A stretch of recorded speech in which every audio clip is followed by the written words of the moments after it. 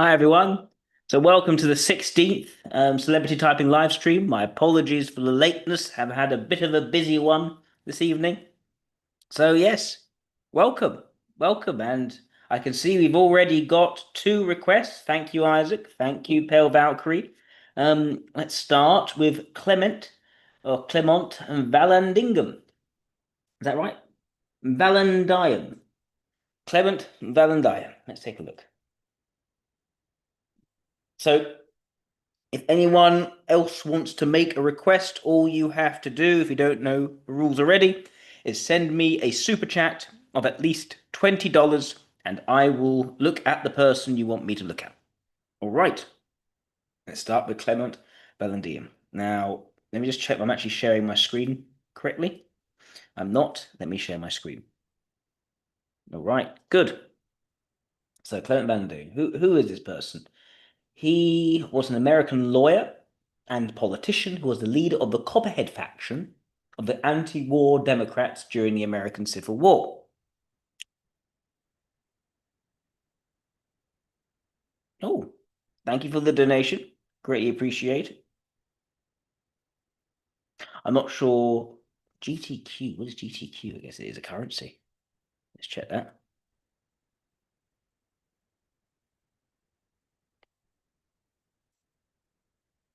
Ah, very kind of you. Thank you very much. All right, so Clement Laird Valentine, who is that? Valentine was an American lawyer, leader of the Copperhead faction of anti-war Democrats during the American Civil War. He served 2 terms for Ohio's 3rd Congressional District. He was convicted by an Army court-martial for publicly expressing opposition to the war and exiled to the Confederate States of America. Interesting, because he was actually exiled to the Confederate States, sent off to the enemy because he didn't agree with the war. He ran for governor of Ohio from exile in Canada, but was defeated. How interesting. He didn't. He died after accidentally shooting himself in the abdomen with a pistol during a courtroom demonstration. Interesting. Why? Because he was a lawyer. So, oh, I see. So it's often you'd have at that time, let's say there was a murder, and he was trying to show as a lawyer, a barrister essentially, how it could have worked and using a gun as an example. And I guess something went wrong and he must have got shot in the abdomen, which is a shame. Um, okay, so what's going to say about him? So drawn towards the law, not that that's particularly unusual at the time. There are plenty of politicians who are also lawyers at that time. Abraham Lincoln's another example. Voted against the repeal of the black laws. They wanted the question put to referendum by the voters. Right. So what does that mean?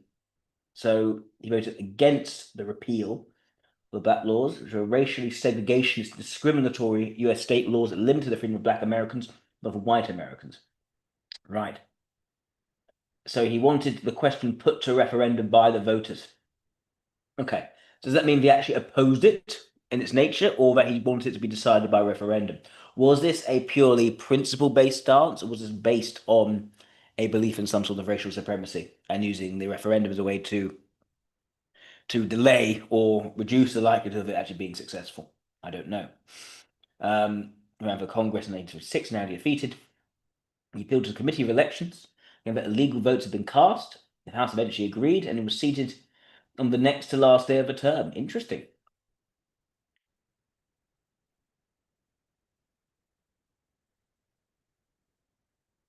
In 1859, abolitionist John Brown raided Harper's Ferry, Virginia, seizing the United States Army of Arsenal. Vallandigham happened to be passing through the town, joined a group of government officials who interrogated the captured Brown as his apes, which Brown stated were intent to settle for a rebellion of slaves to secure their freedom. Abolitionist William Lloyd Garrison's newspaper quoted him on Brown. Here was folly and madness. He believed and acted upon the faith which for 20 years had been so persistently taught in every form of free states, and which is but another mode of his statement of the doctrine of the irrepressible conflict. Slavery in the 370,000 slaveholders at Alpha only tolerated, and that the millions of slaves and non-slave holding white men are ready and willing to rise against the oligarchy, needing only a leader and deliverer. Conspiracy was a natural, necessary consequence of a doctrine proclaimed every day, year in, year out by apostles of abolition. Brown was sincere, earnest, practical. He proposed no mild works in his faith. Reckless of murder, treason, and every other crime. This was his madness and folly. He perished justly and miserably, an insurgent and a felon, but guiltier than he, with his blood upon their heads, are the false and cowardly prophets and teachers of abolition. Okay, so that suggests to me he was not pro-abolition. Right, and the idea is that he's saying, look, this person, the folly of madness is not that he was earnest, he was sincere, all the rest, but he's been taught a totally mad thing, which was abolition. I see. Following quotation is found Dime as manifestly as mean and venomous a creature as ever yet crawled in the presence and performed the dirty work of a southern slavocracy. Was a vigorous proponent of states' rights, including the right to secede. He believed that Union had no constitutional right to regulate slavery, to militarily attack the Confederacy. In civil war, he was one of Lincoln's most outspoken critics. Right. Okay, this gives a good idea about what he's about.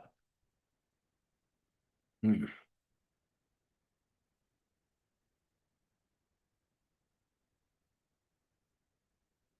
point is, he was so outspoken, despite living up in Ohio.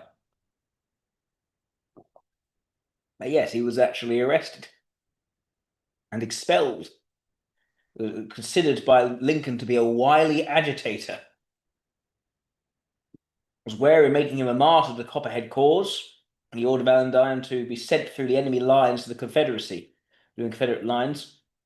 I am a citizen of Ohio and of the United States. I am here within your lines by force, and against my will I therefore surrender myself to you as a prisoner of war. It strikes me that this is someone who was very firm in believing what he believed, even if it went totally against the flow of the people around him. And that particular position was one of perhaps the principle of states' rights, but also one which was, I think, sympathetic towards the racial segregation aspect, given that there's no sign of him even defending it and saying that he would oppose that he would actually support abolition if only the states were able to vote for it. So someone who perhaps did naturally believe in some kind of racial hierarchy and then double down on the principle of states' rights in support of that.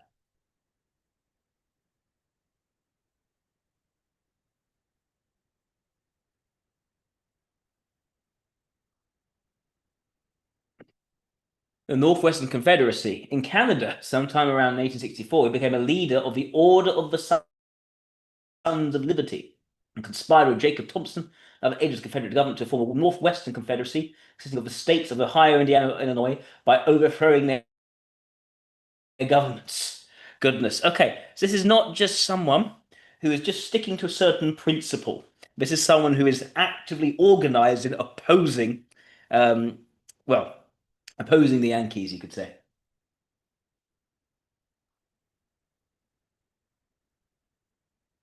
Overthrowing the governments of Ohio, and yet that's not in line with the policy of just being a states thing. It's clearly, to me, he believes in the ideology of racial hierarchy and wants to protect that. Okay, so he requested money for weapons from the Confederates, refused to hand money himself. This is a dangerous agitator from certainly a Lincolnian perspective. Goodness. The reception by convention to Van Damme was mixed. He received vehement applause at one point. His name was caught by audience, and the response was applauses and hisses. He promoted a peace plank of the platform, which declared the war a failure and an immediate end of hostilities.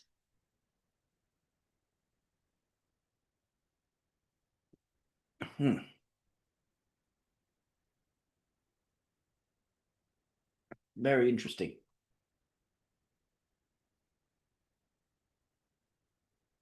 Also, can say about his early life. Interesting. He very early on he had a dispute with the college president at Jefferson College in Canonsburg He was honorably dismissed, but he never received a degree. The future Secretary of War under President Lincoln was Van Dyne's close friend before the Civil War, and he lent Van Dyne over $500, a lot of money about that in that time, for a law course and begin his own practice. Both Van Dyne and Stanton were Democrats, but they held opposing views on slavery. Stanton was an abolitionist, Van Dyne an anti-abolitionist. Yes. So why was he anti-abolitionist? Not really said there. I'm going to try Grokkopedia, see if that gives me any closer view on Clement Van Dyne.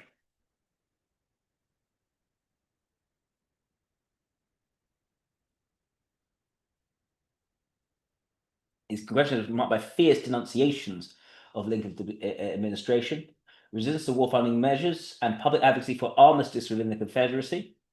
Positions that aligned him with anti-war Democrats, derisively labeled Copperheads by supporters of the Union effort. The speech in Ohio criticized conscription and military interference in civilian affairs. He was arrested by Union forces, tried by a military commission, yada, yada, yada. He commuted his prison sentence, which was commuted to banishment behind Confederate lines. He orchestrated from there an unsuccessful bid for Ohio governor as a Democrat nominee.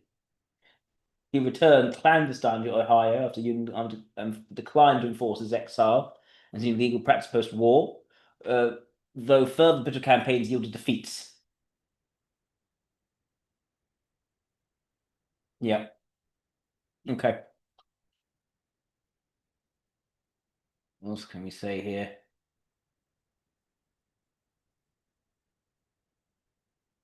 He aligned with democratic advocacy for popular sovereignty and territorial governance. It was on the principle that settlers in new territory should determine their domestic institutions through local legislation above congressional imposition. He critiqued emerging Republican policies as exceeding federal constitutional limits, charging the party with sectional agitation that threatened national equilibrium by prioritizing more crusade of enumerated powers. Reflecting his preference for centralized federal land management to generate revenue, he opposed homestead bills proposed in the late 1850s. Being fiscally irresponsible and an overreach that bypassed orderly sales policies benefiting the Treasury.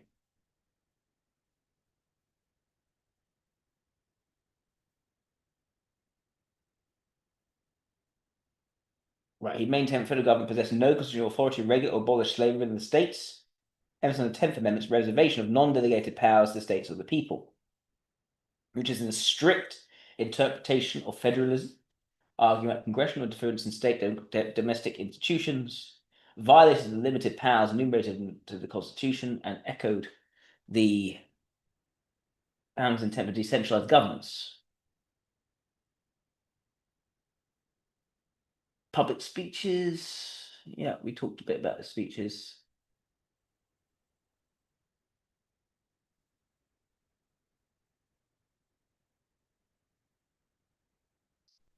And prioritize ideological constraints over pragmatic governance. I think that's very clear.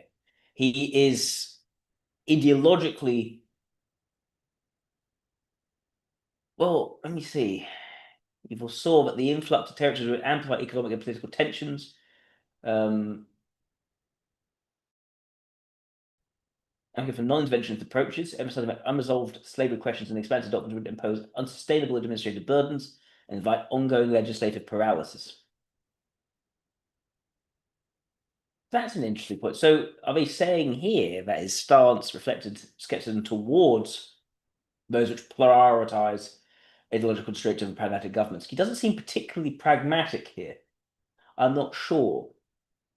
In my impression at the moment is that this fellow is an LSI. But yeah, we'll need to see.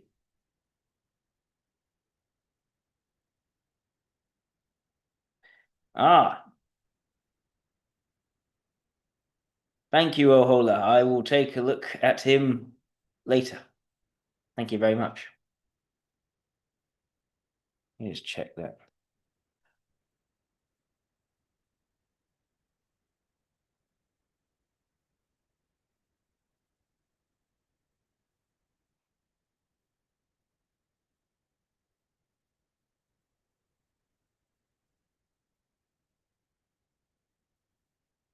Hmm.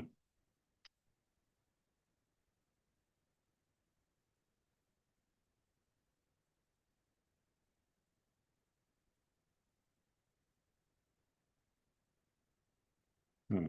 Okay. Right. So let's see what else. I'm inclined to think this person is an LSI.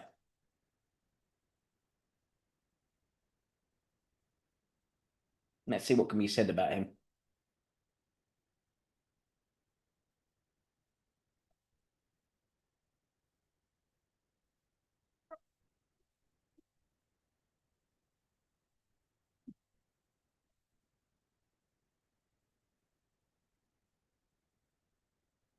The greatest defense of all time. Okay, let's take a look at this. Val, there are 3 shots in your pistol yet. You had better discharge them. What for? To prevent any accident. You might shoot yourself. No danger of that, was the reply. Evidently, the writers of Law and Order 1871 were really into very obvious foreshadowing.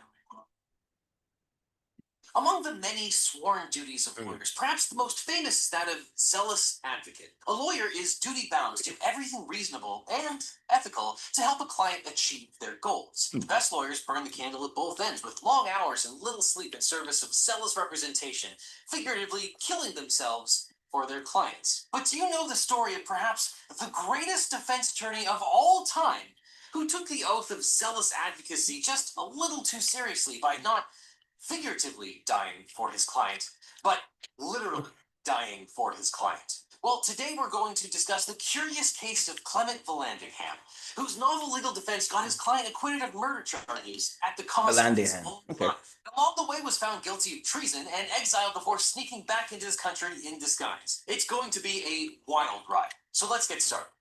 Right. Brought to you by Trade Coffee. Clement Vallandigham was born on July 29, 1820, in New Lisbon, Ohio. Now just Lisbon, Ohio. Growing up, he was best friends with Edwin M. Stanton, who would become the Secretary of War under President Abraham Lincoln. Growing up, Vallandigham was close friends with Stanton until falling out was caused not by stealing each other's toys, but being on opposing sides of the Civil War, as one does. But when they were still friends, Stanton left Vallandigham $500 for a law course and to begin his own practice. And after a short stint in the Ohio state legislature, Vallandigham ran for Congress as a Democrat in 1856. Despite being narrowly defeated by 19 votes, Vallandigham appealed to the Committee of Elections of the House of Representatives, claiming illegal votes denied him victory. After nearly 2 years of deliberation, He's definitely an assertive character with a good understanding of principle and policy. Since 1856, where politicians just gracefully accept the results of a lost election. Vallandigham was elected to a full term in 1858 and re-elected in 1860 before being defeated in the 1862 election. When the U.S. Civil War broke out, Congressman Vallandigham became the de facto leader of the Copperheads, a group of anti-war Midwest Union Democrats who opposed the U.S. Civil War, opposed the abolition of slavery, and demanded an immediate peace settlement with the Confederacy. And yeah. For anyone trolling in the comment section, the Democrats and Republicans of the 1860s were not the same as the Democrats and Republicans of today, so just don't. But the Copperheads actively resisted the draft and encouraged Union soldiers to desert their units. Both in and out of Congress, Vallandigham became one of Abraham Lincoln's most outspoken critics, which managed to get Vallandigham in a bit of trouble. There's a good chance I made Brilliant suggestion, Claudia. Brilliant. You have such good ideas. Abraham began undertaking some extraordinary and, in retrospect, legally questionable measures to crack down on war opponents. In 1862, Lincoln issued a proclamation suspending habeas corpus, meaning that if you were detained, you could no longer seek a remedy in the courts to determine if the detention was lawful or not. The proclamation also made discouraging enlistment, resisting drafts, or any other disloyal practice subject to martial law and trial by a military commission. But enter Major General Ambrose Burnside, famous for humiliating military defeats and for making sideburns a thing. I thought I told you to cut those sideburns. Burnside? What sideburns? You heard me, hippie.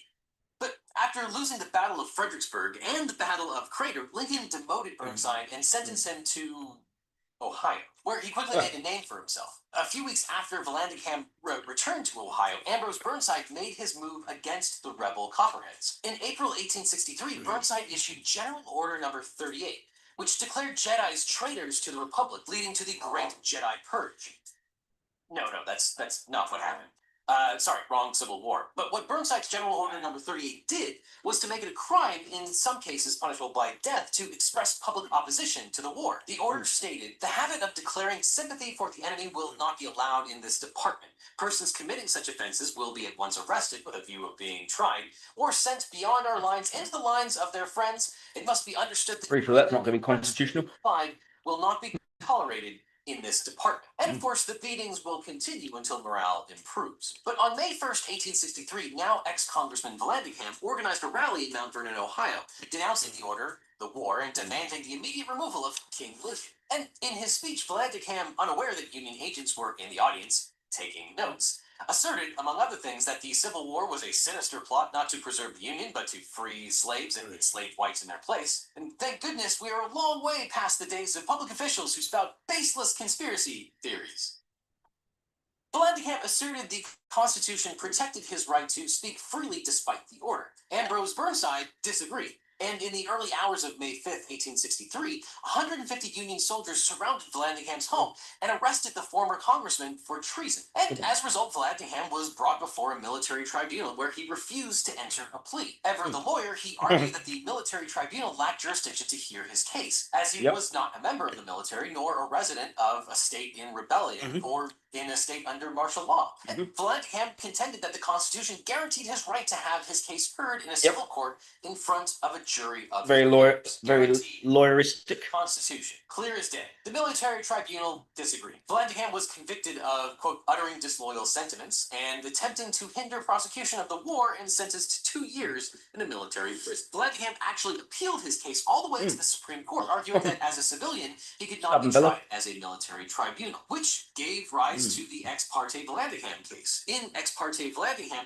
the Supreme Court, sidestepping Vallandigham's jurisdictional questions, unanimously ruled that the Supreme Court had no power to even hear appeals from military tribunals. Although Vallandigham lost this case, after the war, the Supreme Court did vindicate his position. In a similar case, Ex parte Milligan, the Supreme Court... So he knew where he stood legally and was technically correct at most points. So what happened next? Well, Abraham Lincoln commuted Vallandigham's sentence and banished him to the Confederacy, of all places. Vallandigham, though, then sneaked into Canada, ran for governor of Ohio from a hotel in Ontario, lost, and became the leader of the paramilitary group, the Order of the Sons of Liberty, the kind of creating the Northwest Confederacy by overthrowing the state governments of Ohio, Kentucky, Indiana, and Illinois. This guy is incredibly stubborn and not particularly realistic. June 1864, Vallandigham, under heavy disguise, sneaked back into the U.S. He has to be LSI. I believe he has to be LSI.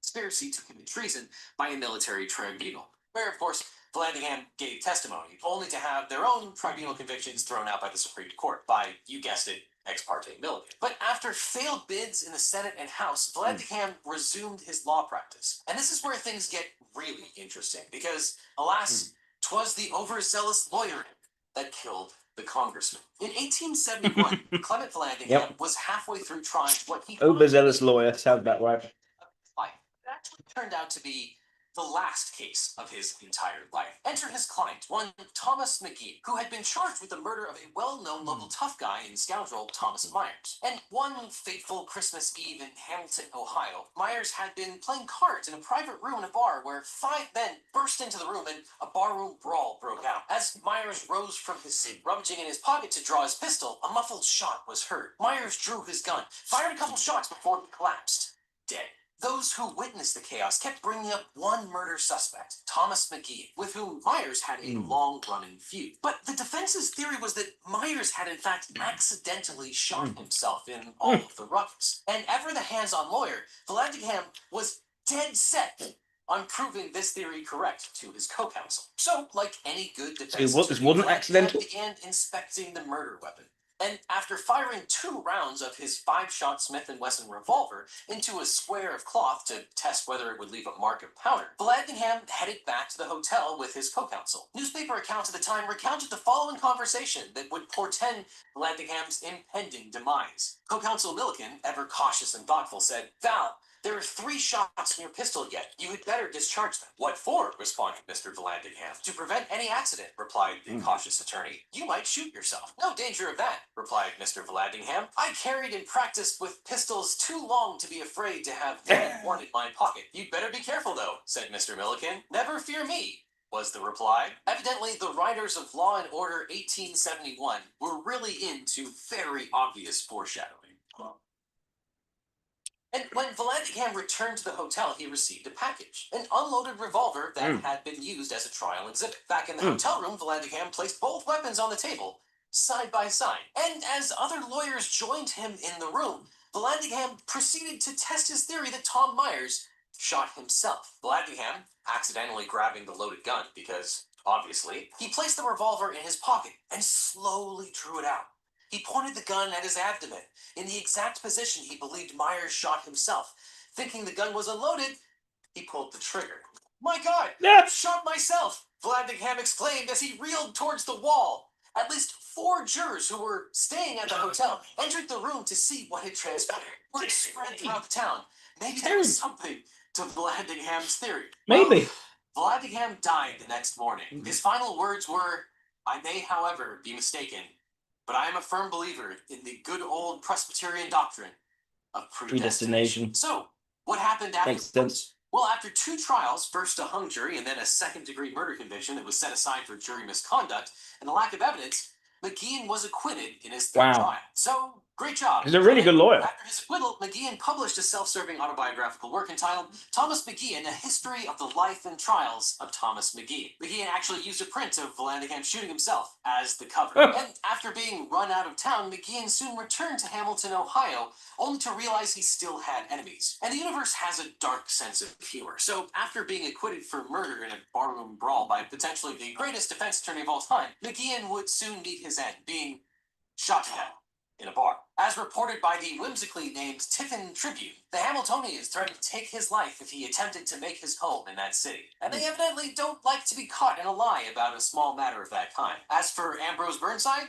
well, Mr. Sideburns was elected to be the first president of the NRA. Yes, that NRA. And that, my friends, is the curious case of Clement Vallandigham, potentially the greatest defense attorney of all time. And if there's any takeaways from this, it's probably that when your co-counsel warns you not to shoot yourself, you should probably take that advice. Yeah, but he wasn't going to take anyone's advice. Of the story. You see, the universe really does have a dark sense of humor, and the universe was not finished with Clement Vallandigham. As reported by the Fife Herald at the time, hardly was Vallandigham in his grave before another man killed himself while trying to precisely intercept Mr. Vallandigham had met his death. I know you think that lawyers are super smart, but some aren't.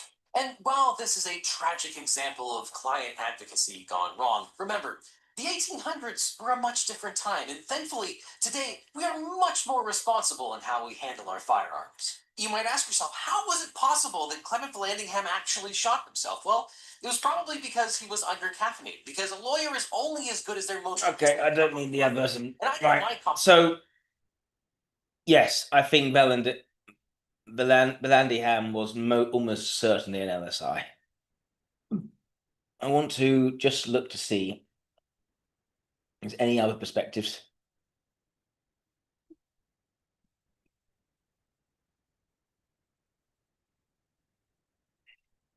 It's really about LSIs, especially when they have some degree of intelligence.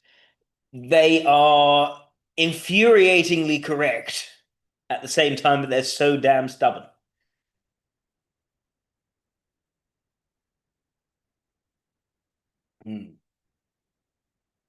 Vallandigham. What was he like to know? There we go. Let's see what happens there. No, I mean, legal speeches. Yeah, we know that. Most unpopular man of the North.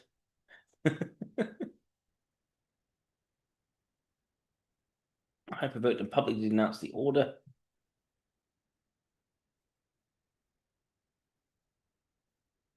I don't know.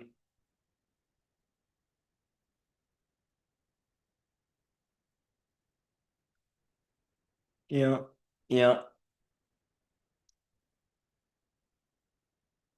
Yeah, it's all still consistent with it with LSI. Maybe look at some quotes.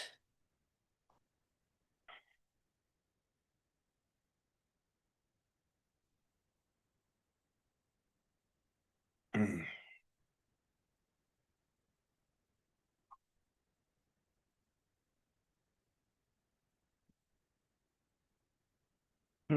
There we go.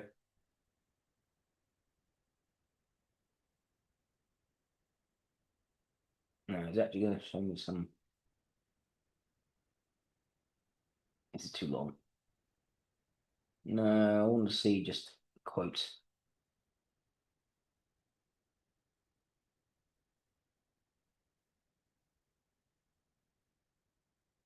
Hmm.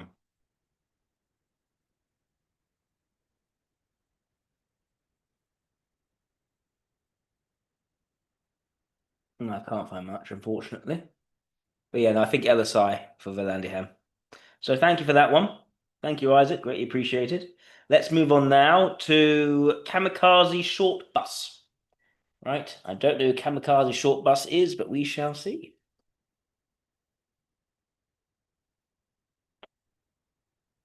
Right, Kamikaze Short Bus. Channel trailer. Here we go.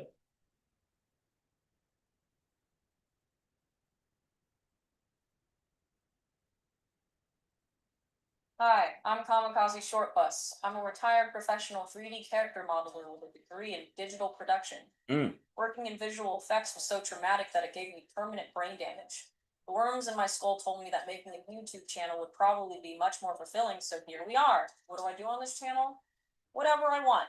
Sometimes I make art tutorials. Wow, I'm already really bored just talking about this, so for the sake of this video, I'm not going to do any of that shit. Instead, I'm going to press this little button right here. You do this in a real production, the riggers will house and shoot the back to the head. Sometimes those tutorials are actually helpful. With a limited color palette, you're creating a video with Deadpan humor. Color. A gay bait jail, if you will. We've only got a few colors to choose from, so you don't have to worry about the rest of the possibilities. Sometimes I like to make video essays where I talk about the art industry as a whole. If you don't know how to manage your own time, that's a skill issue, my dude. If you don't pour time into learning how to make art, then you don't get to be an artist. Sorry. Just like I don't pour time into slurping as many glizzies as I can down my throat without blowing chunks, so I don't get to be a hot dog eating champion. That's just how it is. Tough titty, man. Sometimes I just like to get really weird with it. Gamer leg reveal. Don't look at my feet. Don't look at my feet. Keep my feet off camera. I also live stream here and on twitch.tv/kamikaze short bus. Also follow me on my second channel, Kamikaze Slot Bus, where I post stream highlights and other non-curated content. Okay. Channel intro over. Bye-bye. I love you. Take back. Right. Okay.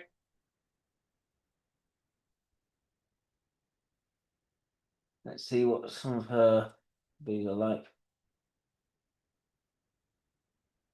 The time I married a Holocaust denier. God. Just hasn't got that many videos on here.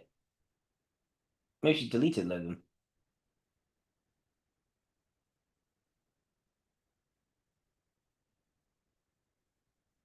Let's try that. My This self-esteem is a long one. hasn't We're not gonna do the whole always thing. good. Poor self-esteem is basically a canon event for anybody who really liked Naruto in the early 2000s and got shoved into lockers for it. You probably get told all the time the importance of having good self-esteem, but what I don't think gets talked about enough is why it's important and what will happen to you if you don't have it. Hi, I'm Kamikaze Short Bus, and about 10 or so years ago, I got divorced. Now you're probably wondering, the hell does that have to do with anything? Really? Well, a lot, actually. I've been doing a lot of dating advice streams lately, twitch.tv/kamikaze short bus, and I couldn't help but notice some of you have some pretty bad self-esteem. It's quite a detrimental character flaw you got there. It's really attractive to the kinds of people that would love to take advantage of somebody who doesn't have the self-respect to leave when things start to get really dicey. And that was the exact situation I found myself in roughly a decade ago. The abbreviated Very version matter of this fact story way of is speaking. I got married to an emotionally abusive Hitler sympathizer, and it took me 4 entire years to leave. Very From stark thinking, language. Jesus Christ, Mika, how did it take you 4 years to leave a guy that hated Jews and black people? Isn't your mom black? Yeah, that's the fun part. That's what low self-esteem will do to you. It tricks your brain into believing that you're lucky. Personal confession style as well. It's a duty to stay with this person because nobody else will ever put up with you. Huh? Huh? What's what? Oh, that. Yeah, so this is still technically an art channel, so we gotta keep things at least somewhat art related. So that's my little story time avatar buddy. Right. So it's gonna be like Jaden animations, except instead of a heartwarming story of personal growth, we're gonna talk about codependent relationships and the Holocaust. No, Mika, don't talk about your ex-husband like that. That's me. Don't you want your channel to have broad appeal? Don't drag a man who can't defend himself. Denying the Holocaust. This person does not care about broad appeal at all. That's kind of her shtick. These things. First, shut the up. First of all, there's an equipment testing stream VOD up on my channel right now where I'm eating watermelon in my bathtub while wearing clown paint. You really think I give a if my YouTube channel has broad appeal? No. Remember, kid, free will implies the existence of paid subscription-based will. Why'd you do that? Yes, I ain't paying dick. Second of all, this video isn't simply about dragging my ex-husband. This isn't a call to action. I'm not going to refer to him by name. I don't even know if he's still alive. He seems like the kind of person that you like check up on Facebook, and all you find is like an obituary. This video is about my experience dealing with somebody that I wouldn't have otherwise tolerated if I liked myself. Harsh. He doesn't like the things that I have to say about him. He probably should have treated me like a human being instead of a mommy therapist, emotional punching bag waitress. So oil up. I got a wild one for you. Hey, this is editing Mika from the future. A few hours before I'm meant to release this video, and your boy's got her first affiliate link. That was a weird. Apologize to people every time they make eye contact with you. So swole I became, and it amounted to, you guessed it, 0 fucking boyfriends, and then an additional passive patched into my body dysmorphia debuff. I was no longer just ugly, but now my muscles were never big enough when I looked in the mirror. Maybe that wasn't it. Maybe I was being too hard on myself. Maybe it wasn't because I was hideous. Maybe it was because I just didn't get out often enough. And if I did get out, it's not like quite withdrawn tendencies. Buddy. So I did the only thing I could at the time to let my personality shine without it getting ruined by having Asperger's. I joined a dating website. Notice how I didn't say dating app. This was a long time ago and I'm old. Dating apps weren't invented yet. I joined OkCupid, the websites. I was on OkCupid. Websites completely different from what they are today. That's an old version of OkCupid. Swiping quickly based off of looks alone. You had like a 70-question personality test that grouped you around based on hobbies, interests, and lifestyle convictions. And rather than being shown one person at a time that you had to make an immediate deduction about before you could see the next person, you were showed a gallery of people local to you sorted by personality relevance. So naturally, when filling out my profile bio, I put in a few inside jokes in order to hopefully attract people I had something in common with. I was an avid lurker of the 4chan fit board at the time, so as one of my interests, I put squats and oats. And that's how he found me. Another fit shitposting enthusiast was messaging me, asking me what my 1 rep max squat was. And for the first time in my life, somebody that I was interested in was interested in me. Maybe I wasn't as unsightly and as boring as I thought I was. My parents did not take this information well. They didn't think this was the slam dunk Christmas miracle that I thought it was. This was some stranger online who could very easily be a dangerous little pervert looking to connect with some idiot that didn't know any better. And they were technically right. But I didn't figure that one out until about 4 years later. My parents didn't think I'd ever actually meet this dude because he lived 6 hours away from me in Nevada.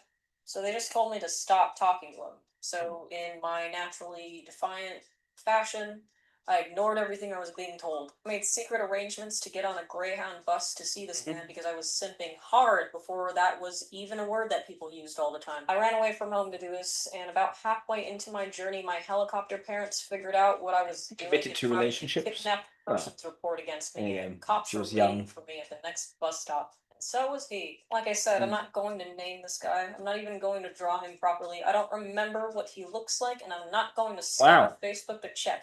So we're gonna call Doesn't him remember what he looks like. Mr. Husband. And we're That's gonna an draw him important as thing. a generic male dot PNG. Thanks for that one, Milko. So there, nested amongst many policemen trying to So intimidate aesthetic me. appearance is not something she's actually registered very well. That's The quite first thing I something. noticed was that he's kind of ugly in person, and as is tradition for every man on a dating website ever dating back even before the Tinder days, he lied about his height.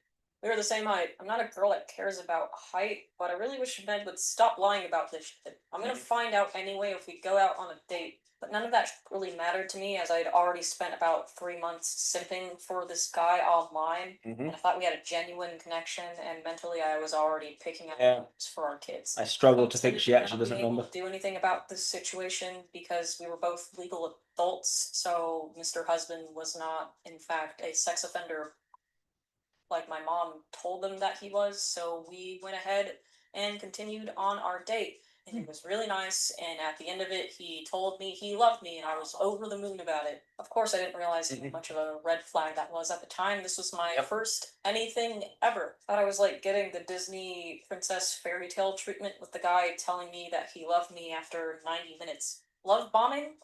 Anxious attachment style? Bitch, that shit wasn't invented yet. This was 2012. There's no therapy TikTok. Back in my day, we raw dogged our toxic relationships for 15 miles of goddamn snow, and we liked it. So naturally, I did the only thing I could have in that situation. I moved in with him a month later. But Mickey, it sounded like all of your wounds so far are self-inflicted. Yeah, sure, I was pretty naive. But just because I'm naive doesn't give somebody the right to take advantage of me. Okay? Point of this, again, for those of you who have selective listening problems, this is a cautionary tale. Do not do this. Learn from my mistakes. If somebody tells you on the first date that they're in love with you, you need to run away from them, not with them. First living with Mr. Husband was a dream come true. I got to see a person I loved every day. It was like a permanent sleepover. How cool was that? And it was great until I found out that empathy was a major part of this man's brain that was simply missing. So I have this condition called endometriosis. Long story short, it makes my menstrual cycle feel like I'm being beaten to death by hammers and slowly bleeding out once a month. One time I collapsed on the kitchen floor from the pain. I was in tears and in so much pain that I could barely speak, and I definitely couldn't walk. Mr. Husband found me there. He looked down at me. I did my best to say, "Please, bed, take me to the bed," hoping he would carry me to the bed. He was certainly more than strong enough. Instead, he just looked at me confused, and then he scoffed. He grabbed a glass from the cabinet, poured water in it, and went to bed by himself. I lied there for another 3 excruciating hours. When the pain finally subsided, I got up and walked to the bedroom. Hey, how come you didn't carry me to bed? Or like, bring me Advil or water, or even ask me what was wrong. It's not my problem. What am I supposed to do? Rub your puppy until you feel better? Get over yourself. Wow. I was completely blindsided by that comment. Nobody in my life had ever said anything that cruel to me before, not even my worst middle school bullies. But of course, the low self-esteem in my brain whispered to me, "Bro, of course it's your fault. Why did you even ask him? Pissing him off. Do you want him to break up with you?" So I said, "Oh, my bad." Then I made a point to exercise more than usual so that the key aspect of this, she's very matter of fact. There is clearly harsh judgment in her focus. She's decided to center this video on this person and to focus on his clearly bad character. And that is the point of the video. That's not to say that what she's describing about her experience, what she's done, is in any way unusual. You know, how she would feel about that is completely normal. But her decision to focus on that in this video, I think, tells us something. And I think it's telling me quite clearly gamma values. And overall, I'm inclined to think an I lie. Reason being, this is someone who does not seem, well, first of all, does not seem to have much natural presence, seems to have a lot of sort of self-doubting and inwardly focused, withdrawn tendencies. This is someone who seems to very much to desire one-to-one connection, whilst at the same time having no regard for how she's in general perceived by people. She takes certain attractions very seriously. And her general manner is very sort of matter of fact, quite sort of slow, not sort of rapid or manic, but sort of slow, matter of fact, deadpan. So those tendencies lead me to think that ILI is the most likely. Her outfit, her sort of goth girl look, is quite stereotypical. I wouldn't want to be drawn into making analysis just based on that, but other things seem to be matching that. I'll keep watching just to see if anything else comes up, but that's my overall impression so far. Stress on my body would stop me from getting periods. There are a lot of little mishaps like this where I would come to Mr. Husband with an issue only to be met with dismissal. Obviously, I wanted to study art so I could become a 3D artist or an animator. Mr. Husband asked me, why?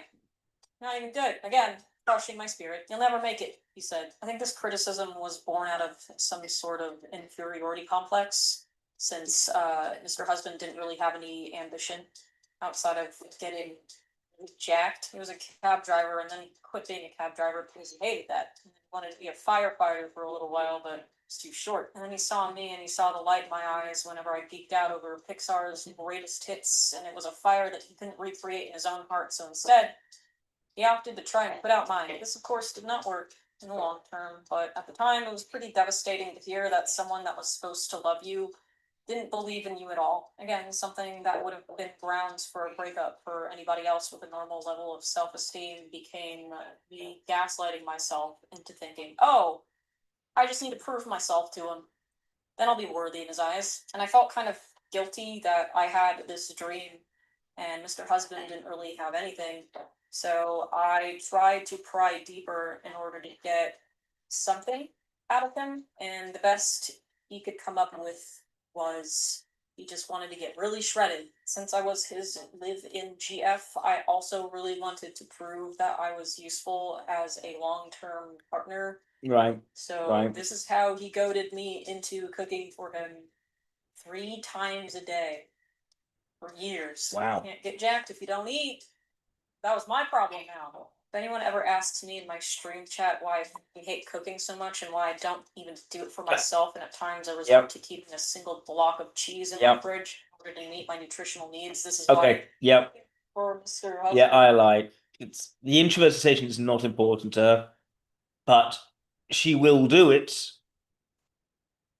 where that's sort of put on her, and she'll be harmonizing, keeping the peace, as opposed to actually standing up for herself properly. It's the classic sort of role function stepping in because the suggestive function is not being supported by the other person. That makes a lot of sense for an ILI. Was interesting. I didn't do it, he would guilt trip me. He'd languish in front of his computer like a starving African child, claim that his games would be lost, and he wouldn't lift a finger to make something himself. And God forbid I ever burn or overcook something. If I did this, he would scream at me and call me a stupid bitch, and I'd have to start over. So I had to cook it perfect every time, and holy sh! This man was picky. He actually hated eating, which was an interesting problem to have for somebody who wanted to be a bodybuilder so bad. So instead of, logically processing that one, he made it my problem, because now my mission to figure out the kinds of things he liked eating. I remember one time he told me he really wanted homemade fried chicken, so I said, of course, honey. spent hours looking for the best fried chicken recipe online I could find and buying elaborate herbs and spices, you know. Really impressive Right. 23-year-old Todd. Let me go to something else. A few months ago, the ChatGPT image generator was updated, and suddenly the internet was exploding with images recreated in the style of Studio Ghibli, with the added bonus of a piss filter that I don't think anybody intentionally prompted, but was nonetheless present. Since then, online discussions regarding AI have become war zones of bad opinions and rage bait, and as a well-seasoned and occasionally viral art shitposter, I just had to contribute to the dialogue. Kept seeing this one argument specifically that I thought was particularly stupid. This idea that art needed to be democratized and that AI art was here to prevent artists from gatekeeping their skills from the masses. This is, of course, a retarded argument. Art has always been accessible to everyone for free. Since the dawn of opposable funds, you have always had a means of making a cave painting. Go outside and find some chalk or give your unwashed butthole a good scrape and you've got a means of painting on a blank canvas. So I made this Instagram reel in which I paint a portrait using a cold can of ravioli to prove that if you've got something moderately wet and a blank canvas, you can paint something. It gave me the opportunity to pay homage to Filthy Frank, gone but not forgotten, and it successfully enraged a few prompt jockeys in the comment section. The replies I got from the tech bros were interesting to say the least, and it got me thinking about how non-artists and tech bros might be interacting with artwork in online spaces. The replies ranged from people telling me I needed to adapt or get left behind to a guy having a full-on crash out because he insisted that I was using my talent to gaslight him. Deadass, this guy started immediately barking nonsense, and I told him if he was serious about improving his art, he could just DM me and I would be happy to give him a few pointers and send him some of the resources that I used when I was first learning how to draw myself. And then he just kept projecting everything I said, and then I thought, okay, this is somebody who doesn't want to have a dialogue about this. This is somebody who just wants to be angry in an Instagram comment section. Then I went to Twitch to stream Disco Elysium for 3 hours. Quite a bit of introverted ethics showing up. After said stream, Again, it's the drive to Chick-fil-A. she's and often forming evaluations of someone's character from interactions with them. Was still pinging me, trying to get me to come back into. But again, with very little extra sensation. It's a lot more sort of her own reflections on this. But he kept opposing all of my rhetoric just for the sake of it, so I got bored. I then told him that arguing with him was about as productive as trying to explain the Israel-Palestine conflict to my dog. And then I called him bald. Quick toxic internet tip: if you want to upset a girl online, you call her fat, and if you want to upset a guy online, you call him bald. It doesn't matter if they're not fat or bald, it's just that most people are self-conscious about these things to some degree, and it'll probably work. I never said I was mature all the time. Call the cops, they can't unbald you. Re-examining this guy's comments got me thinking, how does somebody get to this point? Yeah. What other again, similar theme going on here. About artists. I want to use this video to bridge the gap of understanding between artists and people that use AI, but for the most part, I'm not sure that The very stupid one with the clown face. There we go. Clown tub. Is this it? This must be it. What is this? What even is this? Goodness. Oh, but wait, there's one more surprise. Oh, it's the clown paint. Hello. Why? Why? Why is she doing this?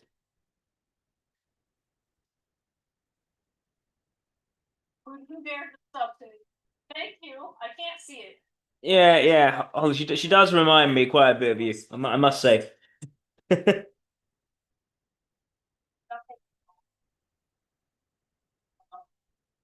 Although I don't think you've ever done a live stream like this. What is this? I don't joke about it. I've never joked about anything in my entire life.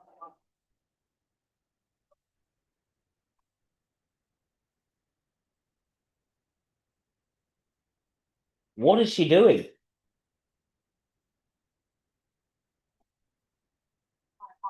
What is this?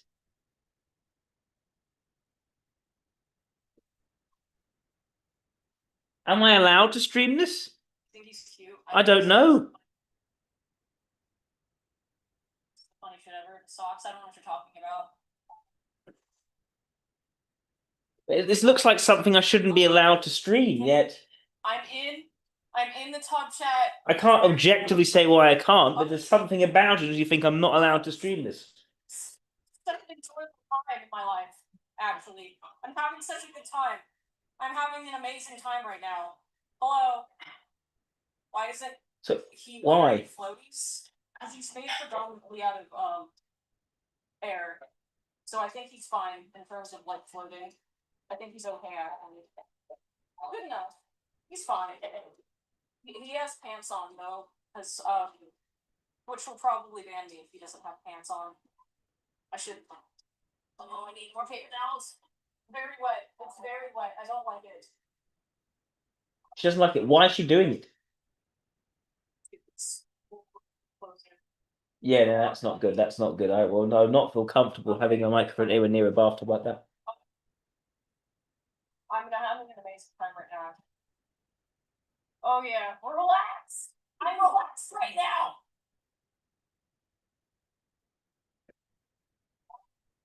That looks like we're gonna fall in the bath. Okay, why? Why? Hello. Buy one at 400. That's a waste. I can just use my shit ass iPhone.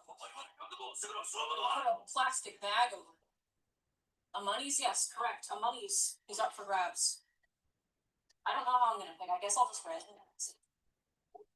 If they like Table content, adulthood, clown, core, tub, goblin, Twitch stream.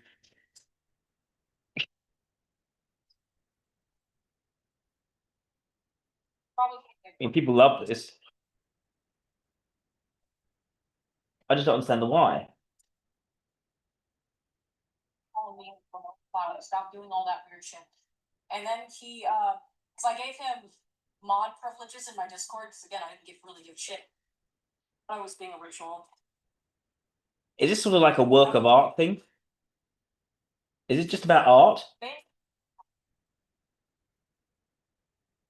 She's drinking milk in the bathtub. I hate milk because like it tastes good, but like the milk air in the top of the carton always smells fucking terrible. It smells like throw up, and it kind of puts me off. I do have a cup. Yeah, that happens with full fat milk. There's a little bit of bath water in the cup. I don't think this cup is also kind of dirty. There's like some mystery crud on it. I don't think I want to drink out of it actually. Ooh. I'll just have to deal with the carton. If you check his hard drive is defragmented pitchforks and fire and villagers. What is defragmenting? Clown in the water. Just like that one. Getting wrinkly being in the bath for that long. I I don't understand why she did this. I don't.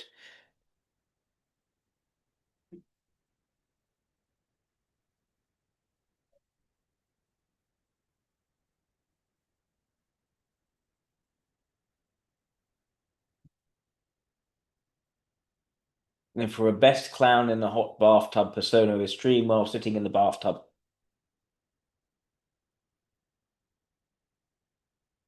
Described as a milk-only stream, where the streamer played a role of bartender giving advice. The bathtub setting was used as streamer only had milk available. I don't understand what this is. But it does seem to me like she does not care what people think of her.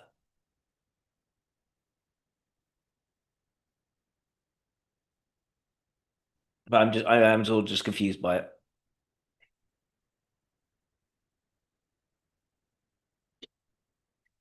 There's a controversy. Where's a controversy? What is this drama? What's this about?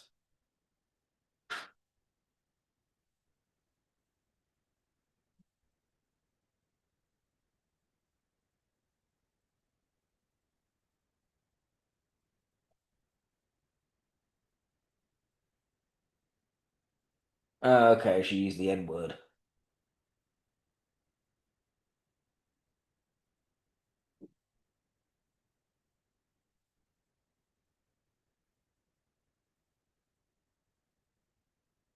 Right. That's not exactly the most Strange thing. It does look like a sort of extroverted ethics fail.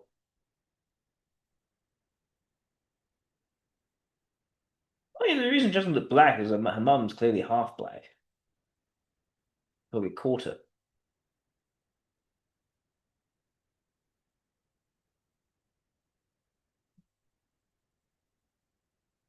Well, she probably has makeup on or something.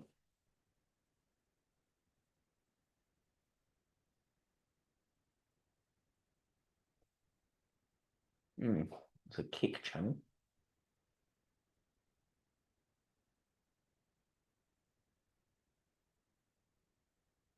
No videos, no nothing. Right.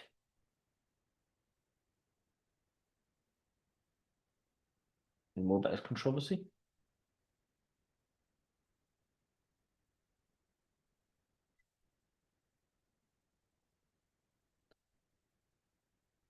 Is this even relevant or useful? Don't know. No. What? I'm not clicking on that.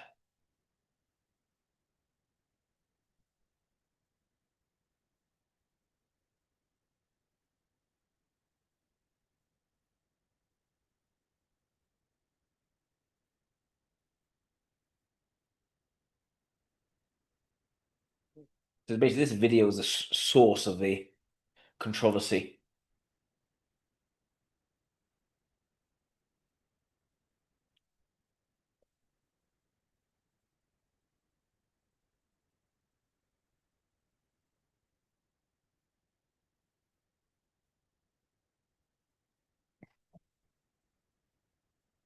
Trying to follow a passion for art, but sabotage herself from being unemployed at 32.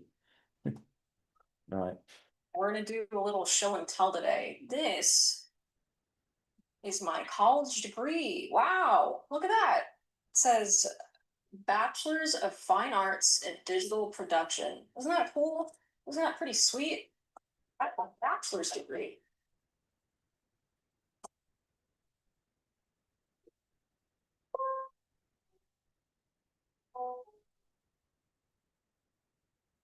Probably one of my most frequently asked questions is how I got to be this. Why am I 32 years old and unemployed if I've got a bachelor's degree? Am I stupid for getting a bachelor's degree in art? Are all BFAs useless? Why did everybody get laid off? Is the 3D industry viable? Did 9/11 happen, or was that just clever VFX compositing? Should you be a 3D artist? Am I good at compositing? Am I responsible for 9/11? There are a lot of little events that transpired over the last couple of years that resulted in me being broke and living with my parents again. Some of them are definitely my fault.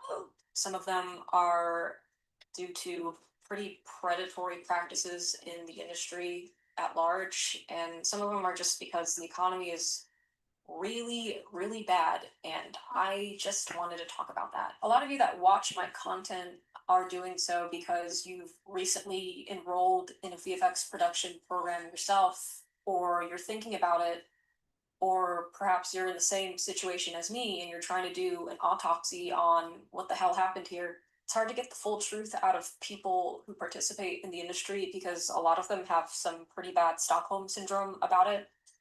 Even I used to be pretty cagey about admitting how bad things really were. But just like Neo in the Matrix, I've been butt chugging red pills for a while now, and I'm here to save you from yourself. I'm here to potentially save you from yourself and the lies that these people in the industry will tell you so you can sacrifice all of your free time and your humanity for something that is no more cinematically complex than the B-movie.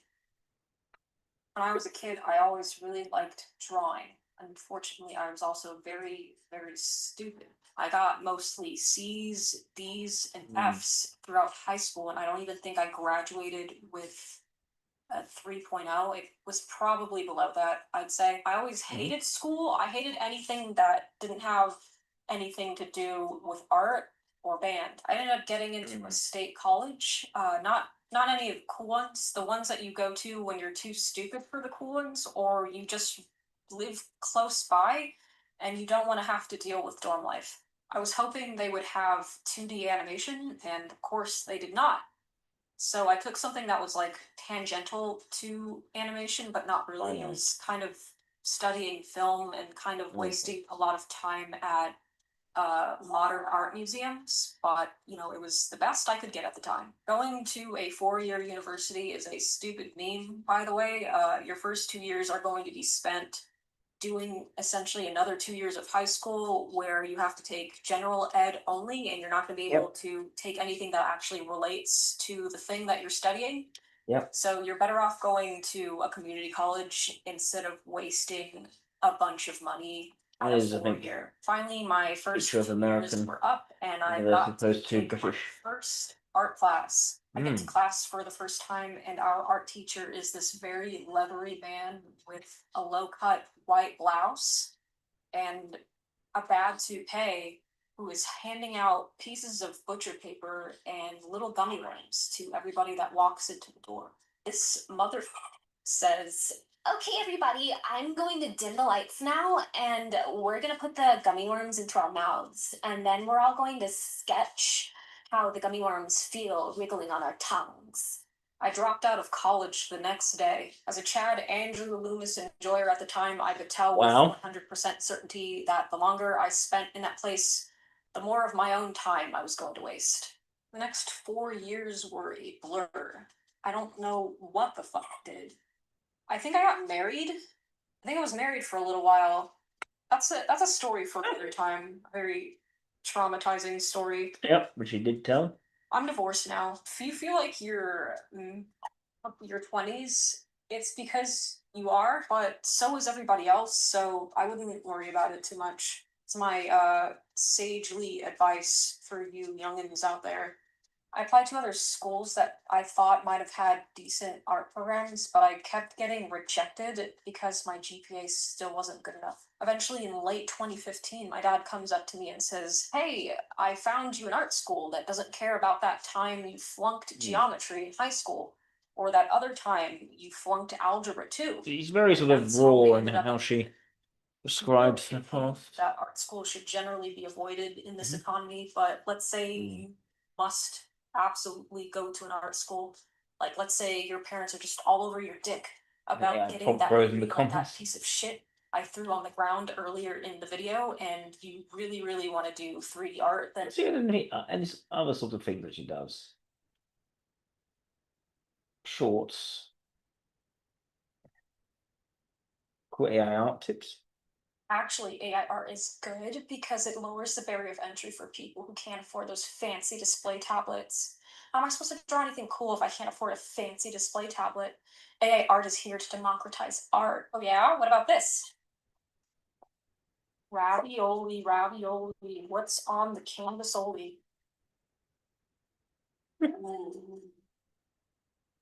He really does not care. Song? She really does not care. Goodness gracious me. Wow. I spent precious hours of my life that I'll never get back using the My Little Pony Rainbow Dash jar to create a beautiful still life painting. Now you're probably wondering, "Hey Mika, why would you do that?" I swear to God, if I see another grayscale to color tutorial, I'm gonna Kurt Cobain myself. When you understand color theory, you can take the worst thing imaginable and turn it into a captivating piece of art, and that can absolutely include the My Little Pony Rainbow Dash jar.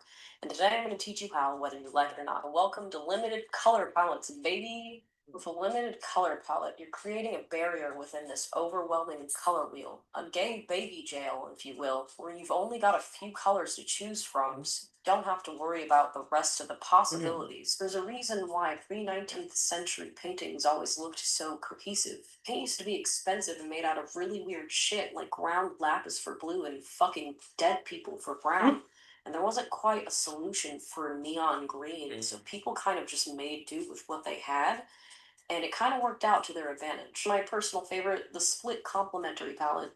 This one is a little more advanced as you're meant to think about color more compositionally with this one. This one is two colors next to She's each also other. quite happy and to a get complementary technical color at the on what opposite she end of does. the wheel. When painting, don't forget Explain that it you quite can use well. colors to add compositional interest. I think it's the extroverted logic. There's less color variety and detail in the windowsill to create a natural frame for the subject, which in contrast has a lot more color variety as we swap between the cool bluish greens of the pony and the vibrant orange substance that imprisons her. Now, if you really want things to pop, you can add a lookup table adjustment layer at the end.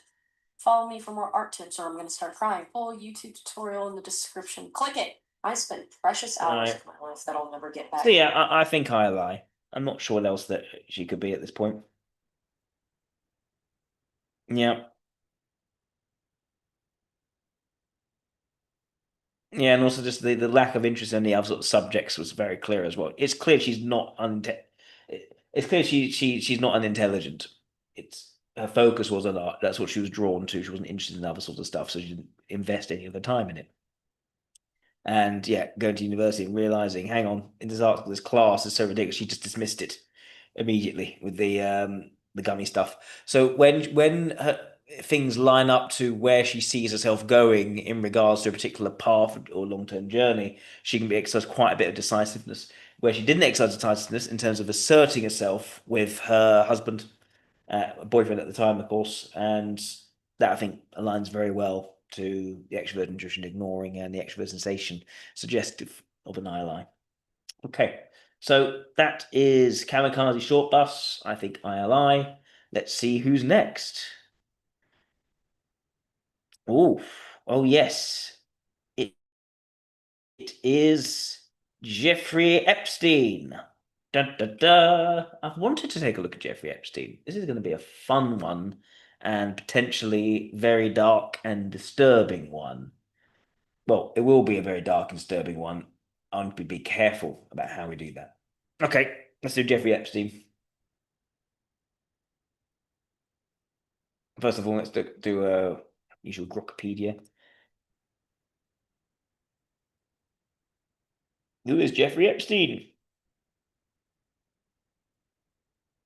For those who don't know,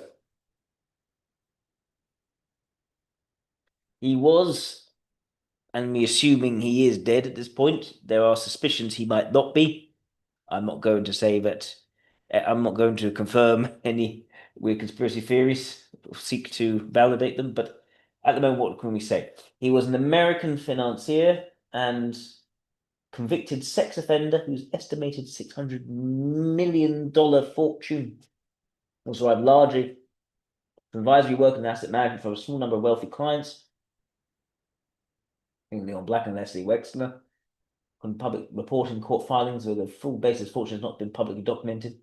Began without a college degree, entered finance at Bear Stearns at in the 1970s. They found his own firm catering to ultra wealthy clients and cultivating ties to politicians, scientists, and celebrities. Following investigations into his sexual exploitation of dozens of underage girls procured via a recruitment scheme involving payments and coercion, he secured a non-prosecution agreement from federal prosecutors that shielded him and potential conspirators from charges despite extensive evidence, resulting in sending a state plea to procuring a minor for prostitution and solicitation, for which he received an 18-month sentence to serve 13 months in a county jail with extensive work release. When he'd be allowed to basically just go out to work as long as he's looked after in that period. So an amazingly lenient situation given his actual crimes. This deal, overseen by then US Attorney Alexander Acosta, has been criticised for its leniency and secrecy toward victims. Arrested again in 2019 on federal charges of sex trafficking minors and conspiracy, faced allegations of operating a network that abused dozens of girls as young as 13 and 14 across his properties, including his private island. He died in 2019, the cause being suicide, but the death remains controversial. Case exemplifies failure in prosecuting elite connected offenders, as subsequent revelations, including the 2021 conviction of associate Ghislaine Maxwell for trafficking, and ongoing document releases revealing ties to influential figures, underscore the scale of his operations and questions about institutional complicity or protection. I'm not going to spend too much time going through the Epstein files. Those are readily available online. They are incredibly disturbing, and I think we can reasonably just confirm in terms of what might be type relevant that, well, not necessarily type relevant, maybe type adjacent. This person was very much engaged in the most debauched and terrifying activities potentially possible. And I'm not saying that with any kind of certainty, but that is certainly what's hinted at by some of these emails. And it is worthwhile mentioning that some of the emails are also involve reports, anonymous allegations, etc., which aren't necessarily proven. But what we can say is that, yes, the trafficking of girls with influential people, potentially as a form of compromat, seems to be a key aspect of his way of working. What can we see here?